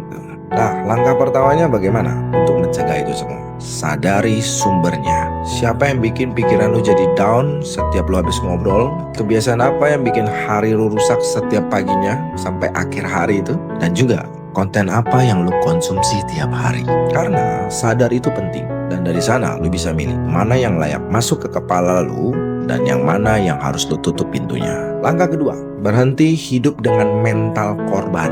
Nah, ini banyak banget nih. Jadi kalau lu selama ini selalu yakin bahwa dunia ini gak adil ke gue, dunia ini jahat ke gue, dan selama itu juga lu akan kehilangan kendali atas diri lu. Dan bukan berarti dengan begitu hidup jadi gampang, ya tidak. Tetapi sudut pandang itu akan menentukan seberapa cepat lu bangkit ketika masalah datang. Dan lingkungan yang tepat juga gak kalah pentingnya, karena energi itu menular kayak virus. Terlalu lama di tempat yang isinya cuma keluhan bikin lu, otak dan badan lu akan terasa sangat lelah, meskipun itu hanya masalah kecil. Dan satu lagi kebiasaan penting yang sering diremehkan, belajarlah untuk tidak bereaksi ke semua hal. Gak semua komentar perlu dibalas, gak semua masalah perlu ditanggapi, karena menahan reaksi itu bukan kelemahan, justru itu tanda kekuatan dan juga tanda kedewasaan.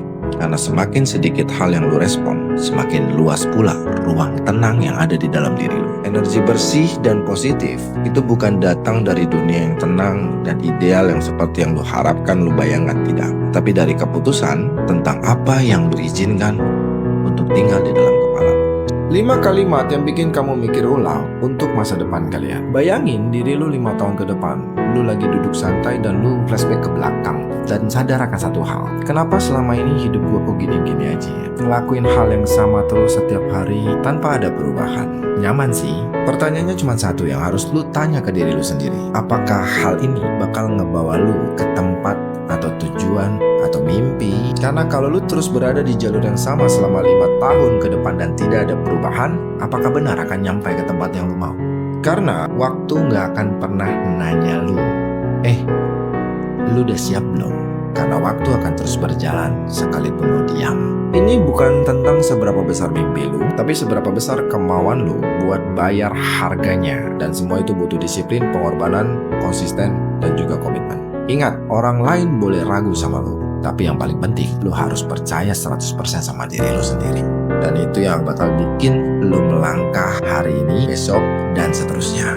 Karena pilihan yang lu ambil hari ini akan jadi cerita hebat. Pertanyaannya, lu mau bangga atau lu mau nyesel nanti? Karena waktu itu gak akan pernah berhenti. Dan waktu yang tepat itu tidak akan pernah datang. Camkan itu. Jadi pertanyaannya bukan kapan mulai, tapi kenapa sampai sekarang lo belum mulai? Gua hampir aja mengakhiri hidup gua kalau gua gak ambil sebuah keputusan besar dalam hidup. Gua pernah jatuh sampai di titik paling gelap sepanjang gue hidup. Bisnis gue hancur, utang gue di mana-mana, otak gue hang bermasalah, mental gue remuk, badan gue cacat. Dan yang lebih parah, gue nyaris, gue hampir mengakhiri hidup. Bini gue hampir nyerah sama gue, dan anak gue hampir kehilangan ayahnya. Semua itu gara-gara satu penyakit, yaitu meningitis atau radang selaput otak. Yang efeknya itu bukan cuma kena di fisik aja teman-teman, tapi seluruh hidup gue hancur. Dan hari-hari gue setelah keluar dari masa kritisnya itu lebih parah daripada di IGD teman-teman. Badan gue cacat, gak leluasa gerak, otak gue hang, lemot, susah untuk mengingat. Dan setiap kali gue ngaca, gue cuma lihat satu hal, manusia yang gak punya masa depan sama sekali. Dan bahkan seekor anjing lebih berguna daripada gue. Ya, itu nyata. Kenapa? Karena kerja jadi karyawan gak mungkin. Badan cacat, otak hang, bisnis, modal gak ada, utang di mana-mana. Terus mau nunggu pulih, kapan? Sedangkan waktu gue terus jalan. Satu-satunya hal yang bikin gue bangkit adalah gue gak mau mati sebagai seorang pecundang. Itu aja. Gue gak mau anak gue tumbuh tanpa sosok ayah, dan gue gak mau istri gue hidup sendiri hanya karena suaminya kalah sama keadaan. Akhirnya gue ambil satu jalan yang orang lain mungkin remehin, orang lain mungkin kecilin. Ya, gue coba bisnis insurance teman-teman. Bisnis yang dimana orang sehat aja bisa gagal, apalagi gue orang cacat. Yes, dan finally saya mulai jalan dengan pincang, pakai pampers kemana-mana, dengan kateter nempel selama hampir 6 bulan. Tapi gue paksain, dengan kondisi otak gue yang masih hang, ngomong gue terbata-bata, dan kesulitan untuk mengingat. Tapi gue terus paksa diri gue untuk belajar. Gak ada kata malu, gak ada kata minder, gak ada kata malas, gak ada kata gengsi. Hantam terus. Kenapa? Karena gue nolak untuk menyerah. Dan akhirnya perlahan gue lihat satu hal yang orang lain gak lihat. Ini adalah jalan dari kesempatan gue untuk gue bangkit. Kesempatan gue buat bantu orang lain sebelum mereka jatuh sejauh gue jatuh dulunya. Kesempatan untuk kembali memimpin, dan kesempatan buat nolong keluarga gue sendiri untuk keluar dari jurang. Hari ini hidup gue membaik, bahkan jauh lebih baik dari sebelum gue sakit teman-teman. Bukan karena gue kuat, tapi karena gue gak punya pilihan selain bangkit. Karena kenapa? Kadang Tuhan kasih lo jatuh ke jurang bukan buat jatuhin lo di dasar, tapi buat paksa lo untuk naik ke versi lo yang lebih tinggi teman-teman. Jadi kalau hidup lo lagi remuk, lagi gelap, dan kayaknya gak punya pilihan, dan juga kayak gak ada harapan, percaya gue itu bukan akhir. Itu adalah awal dari pondasi yang selama ini ternyata datang untuk membentuk masa depan yang selama ini lo impikan. Jadi ingat satu kalimat ini, kalau lo terus merasa menjadi korban, lo gak akan bisa jadi pemenang. 4 kalimat jahat yang bisa lo jadikan motivasi teman-teman. Apa itu? Pertama, gak ada orang yang peduli sama lo sama sekali. Camkan itu. Semua orang sibuk dengan dunianya masing-masing. Maka mandirilah dan bertanggung jawab atas dirimu sendiri. Kedua, sadar gak selama ini kamu terlalu banyak mendengarkan saran dan juga pendapat dari orang lain yang bahkan gak ada punya kontribusi dalam hidupmu. Jadi mulai sekarang filter. 3, rata-rata yang selama ini kamu takutkan itu sebenarnya gak terjadi. Ketakutan itu hanya ilusi dari pikiranmu, bukan kenyataan. 4, gak ada orang yang percaya denganmu sebelum kamu bisa buktikannya. Jadi, bacot boleh, tapi buktikan. Lu gak bakal bisa ngejatuhin orang yang sudah berdamai dengan dirinya sendiri. Itu nyata. Karena titik terkuat seseorang itu lahir dari kesendirian. Orang yang bisa pergi makan ke restoran sendirian, orang yang bisa pergi jalan-jalan sendirian, gak takut ditolak. Orang-orang yang gak takut kehilangan sahabat, teman di tengah-tengah perjalanan hidupnya, itu bukan orang lemah. Itu adalah orang yang sudah pernah kosong, hampa, dan sudah belajar bagaimana caranya supaya tetap berdiri di dalam segala kondisi. Mereka gak nunggu tepuk tangan dari luar. Mereka belajar bagaimana untuk bertepuk tangan untuk dirinya sendiri, merayakan setiap progres-progres kecil, dan tentunya menghargai diri tanpa perlu validasi dari orang lain. Dan tentunya orang seperti ini sudah berhenti cari pengakuan, apalagi cari pembelaan.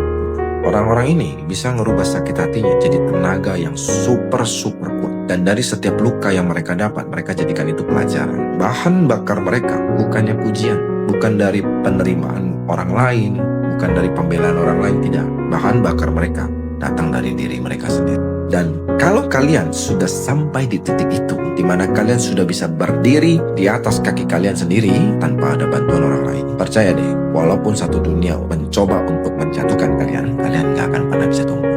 Marah sama Tuhan. Terus saya pernah marah sama Tuhan, teman-teman. Ketika saya sakit dan saya cacat separuh badan. Kenapa saya marah? Karena saya tergeletak, tidak berdaya, dan bahkan mungkin lebih tidak berguna daripada binatang. Kenapa? Saya cuman rebahan di rumah tiap hari, melihat istri, kerja cari uang, dan saya cuman di rumah saja. Dan disitulah saya marah sama Tuhan. Saya bilang, Tuhan, kenapa lu kasih gue posisi seperti ini? Dan adalah sempat pikiran jelek-jelek. Tapi ketika saya marah, saya merenung. Dan saya mulai berserah, teman-teman. Saya berdoa dan saya tanya sama yang di atas, Tuhan. Saya berdamai sama diri sendiri dan saya bilang, Tuhan, saya serahkan hidupku di tangan-Mu dan saya akan ikutin apapun rencanamu. Dan setelah itu, saya mulai bangkit berdiri, jalan sambil ngesot, dan saya melangkahkan kaki di setiap keterbatasan saya itu. Sampai dokter pun tercengang sama progres penyembuhan saya tentunya. Yang saya mau sampaikan ke teman-teman bahwa perang terberat dihadirkan oleh Tuhan hanya kepada prajuritnya yang terkuat. Jadi kalau kalian dapat masalah, mau marah sama Tuhan, gak apa-apa menurut saya. Tapi satu, kembali lagi ke quote saya yang tadi, bahwa perang terkuat hadir untuk prajurit yang terkuat. Jadi ketika masalah itu datang, berarti kalian prajuritnya yang terkuat. Kalau semua orang ngetawain lu, ada satu balasan cara ngebalas yang paling keren, yaitu apa? Sukses. Dan itu gak datang dari siapapun kecuali diri lu sendiri. Saat lu diremehkan, ditertawakan, bahkan dianggap lu gak akan jadi apa-apa, cuman ada satu pilihan, yaitu bangkit. Bukan sibuk jelasin, bukan sibuk marah, bukan sibuk jadi korban, tapi fokus saja ke satu hal, yaitu apa? Hasil, bukti. Karena sukses itu bukan cuma sekedar tujuan. Itu yang harus jadi isi kepala lu, itu yang harus jadi isi fokus lu, itu yang harus jadi penentu hidup mati lu kalau perlu. Gak penting siapa presidennya, siapa pemerintahnya, siapa keluarga lu. Gak penting, karena gak akan ada yang datang nolong. Gak akan ada yang datang nyelamatin hidup lu. Gak ada plan B, gak ada plan C. Cuman ada lu dan diri lu sendiri. Jadi bangun, kerjain, lakuin sekarang. Karena kalau lu diem, apalagi kalau lu sampai nyerah, berarti mereka benar dong. Kalau lu lagi jatuh, dengerin ini sampai habis, teman-teman. Dunia ini tenang, kitanya aja yang bikin ribet sendiri. Sebelum kamu makin nyalahin keadaan, dengerin ini baik-baik. Karena ini bukan nasihat manis, tapi tamparan kenyataan yang kamu butuh, bukan yang kamu mau. Waktu lu jatuh, terus melangkah untuk bangkit. Kenapa? Karena gak ada yang peduli sama lu. Curhat yang berlebihan bahkan di media sosial hanya akan jadi bahan omongan dan bahan ledekan. Fokus aja benerin arah, karena orang yang kuat itu bukan yang bacotnya gede, tapi yang tetap jalan meski penuh dengan luka. Yang tertawain lu hari ini, besok pasti akan lu tinggalin kok. Mereka akan ketinggalan jauh. Gak usah lu ngemis simpati, dan bangun harga diri lu dalam sepi. Karena hidup bukan soal apa yang kamu mau, tapi soal upgrade diri, teman-teman. Langkah kecil itu tetaplah langkah lo. Jadi jangan takut. Asal kamu terus gerak aja, toh belum mati kan? Karena gagal itu bukan ketika kamu jatuh, tapi ketika kamu berhenti. Jangan lupa rapihin diri lu. Karena wajah yang kusam, pakaian yang berantakan itu tandain mental lu yang lagi berantakan itu. Jadi rapihin dulu diri lu. Penampilan itu adalah sampul, dan buat tunjukin level lu, martabat lu, sekalipun kamu lagi jatuh. Jadi rapiin penampilan. Karena semakin kamu terpuruk, semakin kamu harus tampil elegan. Ya, kenapa? Karena harga diri bukan soal menang, tapi gak nyerah waktu lu lagi kalah. Dan ingat, mental kuat itu tenang pembawaannya. Gak perlu banyak omong, cukup hadir dan tampil, dan dunia akan tahu siapa kamu. Pilih duit dulu atau passion dulu? Lu mau pilih yang mana? Kalau lu punya passion, pertanyaannya bukan passion mana yang mau lu pilih, tapi apakah keluarga lu sekarang aman secara ekonomi atau tidak. Itu dulu. Karena hidup itu ada tahapan, dan setiap tahapan itu punya kepentingan yang berbeda. Gini logikanya, kalau hari ini hidup lu dan keluarga lu itu pas-pasan, dan apalagi lu dari generasi sandwich, yang dimana kebutuhan dasar aja lu setengah mati nutupinnya, maka persetan dulu dengan passion lu itu. Bukan lu kubur ya, tapi lu pinggirin dulu tuh jauh-jauh. Solusinya bagaimana? Cari satu kemampuan atau bisnis yang bisa ngasih lu uang secara singkat dan cepat berdasarkan resources yang lu punya saat ini. Ingat, gak harus keren, gak harus bonafit. Yang penting dapat duit dan bisa kasih lu buat bayar kebutuhan dasar lu dulu tuh. Dan begitu juga kebalikannya. Kalau hari ini lu lahir di keluarga berada, ya, keuangan keluarga lu kuat, circle keluarga lu besar-besar, ya silakan deh tuh lu kerjain passion yang lu mau itu.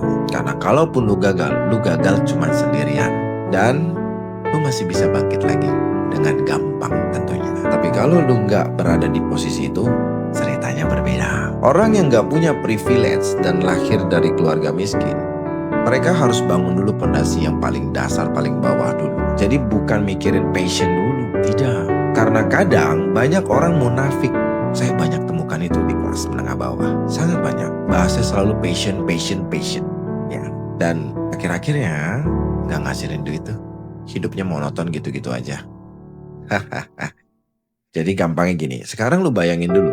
Hidup lu 5 tahun dari sekarang. Kalau lu yang sekarang lagi berada di jalan untuk memilih membangun pondasi dasar lu dulu, percaya gua, ketika pondasi lu terbentuk, keluarga lu aman dan hidup lu tenang, ketika kalian sudah disampai itu, baru lu bisa bebas tuh. Lu mau kejar passion yang lu suka, silakan deh tuh lu habiskan uang lu untuk ngejar passion lu, wujudin semua passion lu. Dan justru kalau lu udah di posisi itu, passion yang lu kejar itu bahkan mungkin bisa ngasih lu penghasilan yang lebih besar lu. Jadi poinnya apa? Poinnya adalah lu gak harus mengejar mimpi sambil keluarga lu kelaparan. Lu gak lagi ngejar passion sambil ketakutan kontrakan lu tidak terbayar. Itu karena hidup itu sejatinya adalah tahap dimana rasa tahu diri itu harus lu taruh dulu di depan. Sadar diri, tahu diri dulu. Dan orang dewasa itu tahu kapan harus realistis dan kapan lu harus idealis. Jadi beresin dulu pondasinya, baru kita bicara soal passionnya. Kenapa gue terobsesi jadi kaya? Banyak yang ngomong sama gue nanya, kenapa sih men lu terobsesi banget untuk kaya, untuk sukses gitu loh? Katanya gue terlalu ngejar dunia lah, gak bisa nikmatin hidup lah. Padahal mereka gak tahu ada alasan besar di balik obsesi saya. Pertama, saya lahir dari keluarga sederhana yang dari kecil sudah biasa denger tuh, duitnya gak cukup, belum mau ngelakuin apapun pasti kalimat itu tuh. Duitnya belum ada, gak ada, kita gak mampu ya. Yes, gue memang lahir dari keluarga sederhana, tapi gue gak mau mati dalam keadaan yang sama. Gue tahu banget rasanya pengen sesuatu, tapi gak bisa gue lakuin karena duit. Bukan soal kemewahan, tapi bahkan sampai ke kebutuhan dasar aja gue gak bisa dulu. 3. Saya berjuang sebagai seorang perintis, bukan pewaris teman-teman. Gak ada warisan, gak ada jalan instan, bahkan gak dibekali dengan pengetahuan. Semua saya mulai dari nol. Gue gak nyalain diri gue untuk lahir dari keluarga sederhana, tapi karena keadaan sebagai seorang perintis, maka gue dipaksa untuk berjuang. 4. Gue pernah diremehin, cuman karena miskin. Dunia rata-rata menilai harga diri orang itu dari isi dompet, bukan dari isi kepala. Itu mungkin kedengaran pahit ya. Kenapa? Karena orang miskin itu sering banget diremehin, bahkan sebelum mereka sempat ngomong gitu. 5. Uang memang bukan segalanya, tapi tanpa uang banyak hal yang terhenti teman-teman, yang lo gak bisa dapat. Pendidikan, kesehatan, bahkan pilihan hidup pun lo akan terhenti itu. Lo gak bebas memilih, karena tanpa uang kesempatan lo bakal terbatas. 6. Buat gue, kaya itu bukan soal pamer sih, tapi soal kendali atas hidup. Kendali buat nolak kerjaan yang gak sesuai, yang gak sehat. Kendali buat nolak namanya eksploitasi lah. Dan gue mau punya kendali penuh atas diri gue sendiri. Gue gak mau hidup gue dikontrol orang. Gue mau punya kendali penuh. Jadi, jangan bilang gue terlalu ngejar dunia. Kalian aja gak punya impian mungkin. Gue gak mau hidup dikendali namanya keadaan, kenyataan karena terlahir miskin tidak mau. Jadi kalau lu lagi di fase yang sama, di posisi yang sama, fokus, konsisten, kejar tujuan lu, biar suatu hari lu bisa buktikan lu gak hidup buat bertahan saja, tapi lu hidup buat ngubah keadaan. Kamu mengeluh hidup kamu susah, kamu mengeluh tidak punya uang, kamu ngeluh tidak punya kesempatan, kamu ngeluh tidak punya koneksi, ngeluh lagi nggak punya talenta, bakat. Coba deh, kamu bercermin dulu. Kalau kamu nggak mau berusaha, tidak mau belajar, tidak mau berjuang, siapa yang akan bantu kamu? Apakah kamu pikir tiba-tiba ada malaikat turun dari langit yang kasih kamu uang, koneksi, kesempatan, karir? Ingat, jika kalian lagi jatuh, kamu harus bangkit dari keterpurukan itu. Rubah mindset kamu. Berjuanglah karena kamu harus membuktikan kepada dunia bahwa kamu bisa. Kamu pikir para pengusaha sukses, artis terkenal, atlet yang juara, mereka terlahir begitu saja? Langsung? Tidak. Mereka pernah ada di posisi kamu, mulai dari bawah. Berjuang. Mereka ngeluh nggak? Yes, mereka juga ngeluh. Tapi mereka tidak menyerah. Mereka terus berjuang. Dan kamu harus jadi seperti mereka. Berjuanglah, berani, pantang menyerah. Kamu pikir kamu nggak punya bakat? Kamu salah. Karena setiap orang punya potensi, teman-teman. Setiap orang punya kesempatan. Kamu hanya belum menemukannya. Kamu harus berani mencoba hal baru, teman-teman. Keluarlah dari zona nyamanmu. Karena zona nyaman tidak pernah aman. Ingat, jangan takut untuk gagal. Karena gagal bukan akhir dari segalanya. Gagal itu adalah pelajaran hidup yang paling efektif. Gagal itu adalah kesempatan untuk belajar dan juga berkembang. Jangan takut gagal. Jangan takut dikritik. Jangan takut dicemooh. Jangan takut dihina. Saya dulu udah lewatin semua itu. Ingat, berani bermimpi, berani berjuang, dan raih mimpimu. Kamu bisa, kamu harus bisa, kamu pasti bisa. Berjuanglah. Kamu tahu nggak kenapa kamu merasa sakit saat ini? Bete, pusing, cemas, stres. Karena ada pelajaran yang sedang kamu pelajari. Dan satu-satunya alasan kenapa pelajaran itu muncul di hidup kamu, karena kamu sedang diatur oleh yang di atas supaya naik level. Khususnya dalam soal kesadaran diri. Nah, inilah problem yang banyak dimiliki orang-orang di luar sana. Gak sadar diri, teman-teman. Agar kalian bisa menjadi versi terbaik diri kalian, kalian harus bisa melihat diri kalian sendiri lebih dalam. Ketika masalah datang dan kalian berhasil lewati itu, berarti kalian sudah belajar, teman-teman. Dan kamu akan mulai sadar bahwa rasa sakit itu datang sebenarnya adalah gerbang menuju sebuah kemajuan. Tetapi kamu gak akan bisa pindah dari yang namanya rasa sakit menjadi sebuah pertumbuhan kalau kalian masih hidup dalam yang namanya mentalitas korban. Nah, ini disebut playing victim tuh rata-rata. Kenapa? Karena ini semua soal mindset. Kamu harus terus ingat, teman-teman, rasa sakit yang kalian alami adalah bagian dari perjalanan. Hadapi itu. Tetapi bagaimana kalau saya menderita? Kok rasanya susah? Kenapa itu bisa terjadi? Itu terjadi karena pikiran kalian sendiri, teman-teman. Pikiran kalian yang menciptakan sebuah cerita-cerita jelek dan akhirnya menjadi drama. Inilah yang disebut playing victim. Dan saya sudah bertemu banyak sekali dengan orang-orang seperti ini. Rata-rata itu pecundang. Ingat, teman-teman, gunakan rasa sakit itu untuk belajar. Tanya ke diri sendiri, apa yang bisa saya lakukan ke depannya? Dan lakukan. Kalau bingung, cari mentor. Sharing ke teman-teman yang levelnya lebih tinggi dari kalian. Jangan yang lebih bawah, nanti malah adu nasib. Ketika kalian lakukan itu, disitulah kalian akan pelan-pelan mulai melihat kemajuan kalian kok. Dapat pasangan di level atas. Banyak gak kalian laki-laki yang dapat pasangan jauh levelnya di atas kalian? Ya, kalian rumah ngontrak sedangkan dia rumahnya di komplek mewah. Kalian cuma naik motor, dia punya beberapa mobil di rumah. Lahir dari keluarga kaya. Oke, gue mau share sedikit tentang cowok munafik, cowok pecundang yang sering berkata ke pasangannya, kamu harus terima aku apa adanya. Atau yang lebih parah lagi, yang bilang begini, kamu harus mau dong, kalau kamu sayang aku, kamu harus mau diajak susah. Jujur ya, gue ngedenger itu gue jijik bener. Beneran, gue jijik sama laki-laki kayak gitu. Kenapa? Karena saya dapat pasangan yang level lebih tinggi dari saya, teman-teman. Dan ini real. Saya pacaran sama dia, saya sampai diputusin 1 kali. Kenapa? Karena saya miskin tuh. Saya gak bisa kasih dia kepastian. Dan tahu apa yang saya lakukan? Saya gak marah sama dia. Dan bagi saya itu wajar, karena wanita butuh kepastian. Dan yang saya lakukan adalah ketika saya diputusin, saya bersumpah sama diri saya. Saya akan naikkan level saya, supaya saya sejajar sama kamu, saya akan balik ngejar Anda. Itu saya lakukan. Ketika saya diputusin 1 kali, saya masa putus itu 1 tahun. Dan 1 tahun itu saya nggak cari cewek lain. Saya benar-benar kerja sampai level saya sederajat. Karena gini, level teratas dari setiap laki-laki adalah soal tanggung jawab dan juga memfasilitasi. Jadi kalau kalian dapat pasangan yang lebih jauh di atas kalian, bukannya malah narik dia ke bawah biar sama-sama level kalian sampah itu. Pecundang, sudah, pecundang itu. Yang benar, kalau kalian laki-laki sejati dan benar-benar sayang sama pasangan kalian, paksa diri kalian naik ke level atas. Bayar harganya, kejar. Dan ini nyata, saya sudah lakukan ketika saya balikan sama pacar saya. Sampai sekarang akhirnya saya sudah menikah dan sudah punya 2 anak. Dan level saya naik, karena dia jadi acuan saya. Karena prinsip hidup saya, laki-laki sejati itu memperjuangkan, bukan diperjuangkan. Karena kita laki-laki. Jadi buat teman-teman yang di luar sana yang lagi sama posisinya kayak saya dulu, semangat dan buktikan pada mereka bahwa kita pemenang, bukan pecundang. Gue pernah baca satu kutipan yang nancep banget di pikiran gue. Gak ada pencapaian tanpa pengorbanan. Bahkan lu mau masuk surga pun lu harus mati dulu kok. Karena kalau lu pengen naik kelas, selalu ada yang harus dikorbanin. Kadang lu kehilangan teman, kehilangan sahabat, kehilangan kenyamanan, bahkan harus buang ego lu sendiri.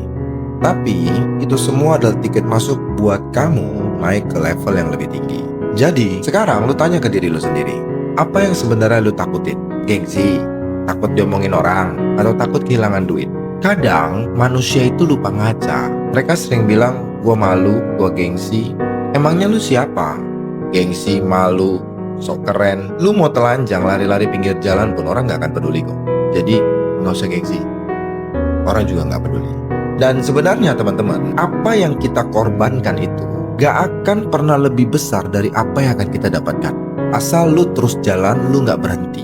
Kadang yang bikin kita stuck atau mandek adalah versi lama dari diri kita yang tidak mau kita akui, yang tidak mau kita rubah, yang memang udah waktunya harus diganti. Karena versi terbaik dari diri kalian baru bisa hidup setelah lu ninggalin versi lu yang lama. Kalau lu pengen kaya, lu harus belajar jadi egois. Lah, maksudnya apa sih? Pertama, tinggalin orang-orang yang ngerugiin hidup kalian. Jangan sungkan, jangan jadi orang yang gak enakan. Mau itu keluarga lu atau sahabat lu. Kalau mereka cuma datang buat minjem duit atau mental pengemis itu datang, cabut. Kalau perlu blok. Gak guna itu mereka. Lu bukan penolong semua orang, lu punya hidup lu sendiri. Aturan kedua, pinter cari duit itu penting, tapi pinter ngatur duit itu wajib.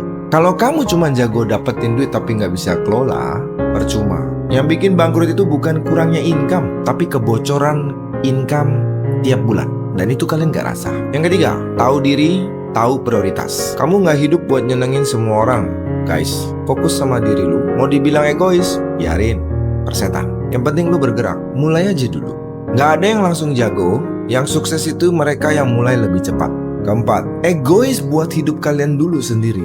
Itu gak salah, itu perlu. Hidup cuma sekali. Jangan kalian malah sibuk mikirin hidup orang lain. Gak guna itu. Selamatkan dulu diri kalian. Belajar, utamain diri sendiri. Itu tanggung jawab, bukan egois. Jadi yang kamu bilang itu egois, kadang justru itu bentuk yang paling sehat dari yang namanya sayangi diri sendiri. Kalau kamu sepakat dengan saya, 7 aturan hidup yang menurut gue brutal tapi harus kalian lakukan. Pernah gak kamu ngerasa udah ngelakuin semua yang kalian rasa benar, tapi hasilnya tetap gitu-gitu aja? Mungkin masalahnya bukan di usahamu, tapi di cara kamu ngejalanin hidup. Karena kadang yang bikin kita stuck atau nyangkut bukan karena kurang kerja keras, tapi aturan hidup yang salah. Oke, kita mulai. Pertama, pilih guru atau mentor yang benar. Belajar itu penting, tapi jangan langsung asal terima mentah-mentah dong. Kalau yang kalian dengerin itu hidupnya aja berantakan, lu mau belajar apa? Kedua, mimpi itu sakral. Bagi saya kenapa sakral? Lu jangan main-main sama mimpi kalian. Mimpi itu bukan buat orang yang gampang nyerah, tapi bagi mereka yang tetap jalan walaupun badannya remuk, tetap berdiri walaupun sudah lagi berdarah-darah. Kalau kalian cuma tahan pas semua lancar, lu berarti belum siap untuk naik level. 3, motivasi itu kayak bensin disulut api dikit aja, habis itu selesai. Semangat bisa datang dan pergi, tapi yang bikin kamu tetap jalan walaupun hancur, disiplin yang bikin kamu tetap bangun untuk melakukan aktivitas kamu meskipun hari itu rasanya pengen nyerah. 4, gagal itu bukan akhir teman-teman. Gagal itu bagian dari proses. Proses itu bukan buat drama ya, tapi buat kalian upgrade diri kalian. Jatuh, wajar. Jatuh 2 kali, bangun 3 kali. Yang penting setelah jatuh, bangun, beresin, benerin. 5, lingkungan itu penentu. Kamu gak akan bisa naik sendirian. Lingkungan kalian itu cerminan masa depan kalian. Kalau isinya teman-teman kalian itu tukang ngeluh, ya bahkan kalau ketemu cuma ngadu nasib, ya lu akan ketarik ke bawah. kalian akan jadi yang berikutnya. Jadi pilih-pilih yang benar. Keenam, waktu itu aset paling berharga. Lu boleh silakan buang waktu untuk hal yang gak penting ya. Tahu-tahu waktu berlalu minggu, jadi bulan, jadi tahun. Tapi siap-siap, besok-besok kamu bayar lebih mahal. Jadi fokus pada hal yang bikin kalian naik. 7, berbagi itu kekuatan. Kamu gak harus tunggu sukses dulu untuk bantu orang lain. Orang yang biasanya pelit pas susah, nanti pas kaya pasti tambah pelit, karena itu karakter. Jadi semakin banyak kamu kasih, makin banyak yang nanti balik ke kamu. Kalian pikir satu orang negatif yang hadir dalam hidup kalian itu gak berpengaruh apa-apa? Coba dipikir kembali. Kenapa? Itu menurunkan kualitas hidup kalian sampai 40% teman-teman. Ini nyata. Ada studi di tahun 2006, itu namanya Bad Apple Effect atau efek dari apel yang busuk. Eksperimennya bagaimana? Mereka masukin satu orang yang sangat negatif ke dalam grup yang berisi 5 orang. Tahu hasilnya bagaimana? Produktivitas turun dan langsung anjlok 40% dari standarnya. Kualitas kerja turun 25% dan konflik internal naik 50%. Padahal sesi itu cuma 60 menit. Jadi sekarang bayangin kalian dalam hidup kalian. Kalau kalian sudah hidup bareng dengan orang-orang negatif sampah seperti itu, sepanjang hidup kalian dan bahkan sampai sekarang juga masih ada, gimana nggak mental lu habis pelan-pelan dan lu berakhir jadi sampah? Ya, sampah. Cut, buang, gak guna itu dalam hidup kalian. Hidup kalian terlalu berharga untuk berteman dengan manusia-manusia sampah seperti itu. Camkan itu. Jadi, lu gak salah kalau lu jaga jarak. Mulai dari sekarang. Mental lu terlalu penting untuk diracunin sama sampah-sampah itu. Kadang, yang paling menyelamatkan hidup adalah bukan siapa yang lu tambah dalam hidup kalian, tapi siapa yang kalian lepas dalam hidup ini. Jadi, mulai sekarang, pilih, seleksi, dan tentukan siapa yang kalian izinkan untuk hadir di dalam hidup kalian. Tanpa kamu sadar, ada 7 tipe malas yang pelan-pelan ngerusak cara kerja otak kamu. Tahu gak sih? Kita itu sering ngerasa kita tuh gak malas loh, karena kita tuh tiap hari bergerak loh. Padahal sibuk bukan berarti kalian produktif loh. Ada kebiasaan kecil yang kelihatannya sepele, tapi diam-diam bikin kamu stuck dan kehilangan arah. Pertama, malas berpikir. Kamu terima informasi mentah-mentah, gak diolah lagi, gak terbiasa kritis, mencoba mencari tahu terlebih dahulu, gampang kebawa arus. 2, malas belajar. Wah, ini paling banyak nih. Ngerasa udah pintar, cukup tahu, tidak mau update, ya, padahal dunia terus jalan. 3, malas bergerak. Wow, jarang gerak, terlalu banyak rebahan. Kenapa? Efeknya nanti energi drop, semangat pun turun. 4, malas disiplin, gak konsisten, gampang goyah. Kenapa? Otak kamu jadinya gak punya ritme atau aturan kerja yang jelas. 5, malas tanggung jawab. Nah, ini parah ini. Nyalahin keadaan, bahkan orang lain, semua disalahin.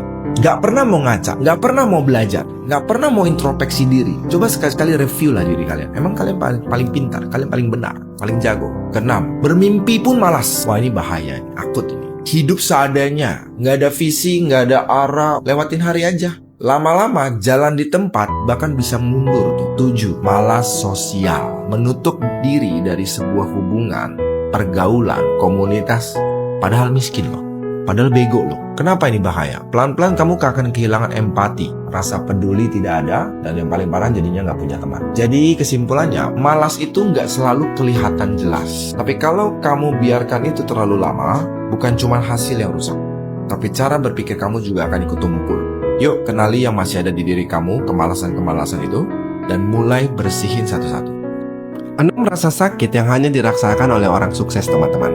Yang pertama, menahan pedihnya sikap disiplin ketika rasa malas datang. Wajar ya jika manusia itu bergerak berdasarkan mood. Mood itu naik dan turun. Namun bagi orang sukses, itu bukan hambatan untuk tetap disiplin, teman-teman. Disiplin itu memang menyakitkan dan tidak semua orang bisa melakukan ini secara konsisten. Dan hadiah dari kedisiplinan adalah kebebasan. Contoh, saya mau disiplin untuk olahraga, dan itu susah sekali. Dan hadiahnya apa? Badan saya sehat, kuat, dan bugar. Kedua, tetap semangat berjuang ketika tidak ada dukungan. Sejujurnya, semangat itu datang dari diri sendiri, teman-teman, bukan dari orang lain.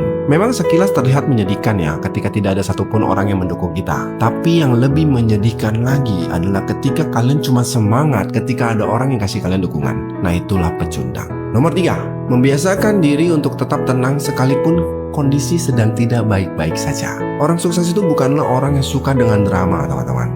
Orang sukses itu ketika mereka tertekan secara batin dan mental, mereka akan tetap terlihat tenang, teman-teman. Kenapa? Karena kebanyakan orang sukses bergerak berdasarkan strategi, bukan emosi ya. Nah, maka dari itu, di luar stresnya, di luar pusingnya, mereka akan tetap terlihat tenang dan menjalani hari dengan seakan-akan baik-baik saja. Keempat, merasa sendiri dan kesepian karena pola pikir yang berbeda. Orang sukses selalu menggunakan prinsip out of the head atau out of the box lah. Dan rata-rata menerapkan namanya prinsip 1%. Itulah kenapa mereka terlihat aneh dan gak wajar dari manusia yang 99% itu pada umumnya. Dengan pola pikir yang berbeda inilah yang bikin orang-orang sukses itu malas bergaul dengan 90% orang ini. Kenapa? Karena memang gak ada faedahnya. Saya sudah rasakan itu. Dan mereka biasanya nyaman dengan kesendirian daripada harus menguras energi untuk ngeladenin orang-orang yang beda pemikiran ini. Kelima, suka menantang diri sendiri untuk menjadi dirinya yang lebih baik dari hari ke hari. Orang sukses itu punya pemikiran bahwa setiap hari adalah kesempatan untuk jadi lebih baik kembali lagi. Mereka selalu merasa rugi jika setiap harinya berlalu tanpa ada peningkatan, teman-teman. Bagi mereka, berbicara dengan manusia-manusia level bawah itu biasanya hanya membawa waktu dan menguras energi, gak ada faedah. Keenam, terakhir, mengurangi waktu untuk foya-foya dulu, teman-teman. Saya pernah di mana fase saya foya-foya. Saya dapat rezeki dan saya langsung habiskan. Saya pernah berada di posisi itu. Tapi saya sadar itu sebuah kesalahan yang fatal untuk saya lakukan. Orang sukses biasanya nahan diri tuh. Mereka tetap fokus pada visi jangka panjang dan mereka tahan tuh. Mereka tahu bahwa waktu itu terlalu berharga untuk dibuang hanya untuk foya-foya, happy-happy dan sebagainya. Nongkrong-nongkrong gak jelas dan hamburkan uang untuk ke sebuah hal yang tidak berguna. Karena bagi mereka waktu untuk bersenang-senang itu ketika masa perjuangan sudah selesai, visi sudah tercapai, tujuan sudah tiba, dan tinggal menikmati hasil jeripaya di usia muda, di masa muda. Dan kebanyakan anak muda tidak paham ilmu ini, teman-teman.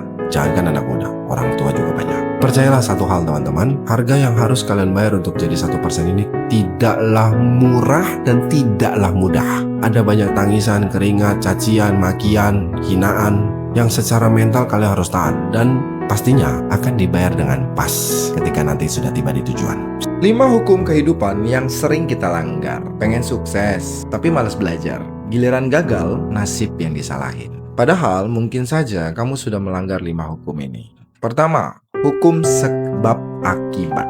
Apa yang lu tanam itu yang akan lu tuai. Tanam mangga gak mungkin numbuhnya duren. Betul ya? Jadi jika usaha lu minim, maka hasilnya pun begitu-gitu aja. Bahkan mungkin gak kelihatan progres. Kedua, hukum kejujuran. Nah, ini saya paling suka. Fondasi kesuksesan itu gak bisa dibangun dari kebohongan. Sekali lu nipu demi untung cepat, percayalah, kepercayaan pun akan lenyap. Nama baik pun akan hancur. Ketiga, hukum keseimbangan. Kalau di orang Tionghoa sering bilang, yin dan yang harus balance. Apa itu? Jasmani, pikiran, dan jiwa itu semua harus seimbang, balance tuh. Karena kalau lu cuma ngejar uang tapi ngorbanin kesehatan mental, kesehatan fisik, dan juga batin, waktu lu tumbang, harta itu nggak akan ada gunanya. Keempat, hukum tanggung jawab. Ini yang paling basic sebenarnya, tapi paling banyak orang langgar. Lu bebas pilih lu mau ngapain, lu mau jadi siapa, lu mau lakuin apapun itu. Tapi ingat, lu juga harus tanggung jawab atas semua yang sudah kau lakukan. Jangan nyalain takdir kalau lu sendiri suka lari dari tanggung jawab. Saya suka banyak lihat nih sampah-sampah seperti ini nih. Termasuk salah satunya jadi orang tua dan juga dalam berkeluarga. Bagi saya, nafkah itu kewajiban, bukan adalah opsi. 5. Hukum ketulusan. Nah, ini jarang orang lihat ya. Segala sesuatu yang lahir dan keluar dari hati yang tulus itu akan lebih tahan banting, teman-teman, karena tidak ada dendam di dalamnya. Dan sebaliknya, yang penuh dengan kepura-puraan atau kemunafikan biasanya akan cepat rubuh, teman-teman. Karena dari hubungan, kerjaan, bahkan hidup sehari-hari, semua butuh niat yang jujur dan tulus, bukanlah manipulasi. Jadi sebelum lu bilang ini salah nasib gue begini, tanya dulu ke diri sendiri, hukum kehidupan mana yang sudah lu langgar dari kelima itu. Karena hidup lu hancur bukan karena takdir, tapi karena tangan lu sendiri. Pergaulan kamu hari ini itu yang nentuin nanti arah hidup lu ke depan. Apa itu?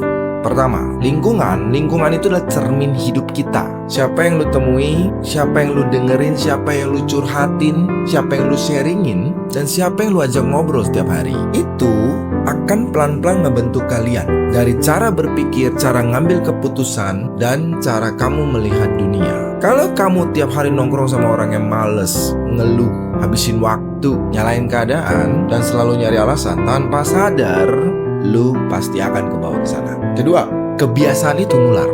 Kebiasaan orang di sekitar kita itu gampang dan cepat sekali nular. Itu kayak virus itu. Kenapa? Karena saya pernah berada di sana dan saya rubah. Sekarang saya itu nongkrongnya bareng orang yang disiplin, konsisten, suka tantangan, fokusnya pada solusi.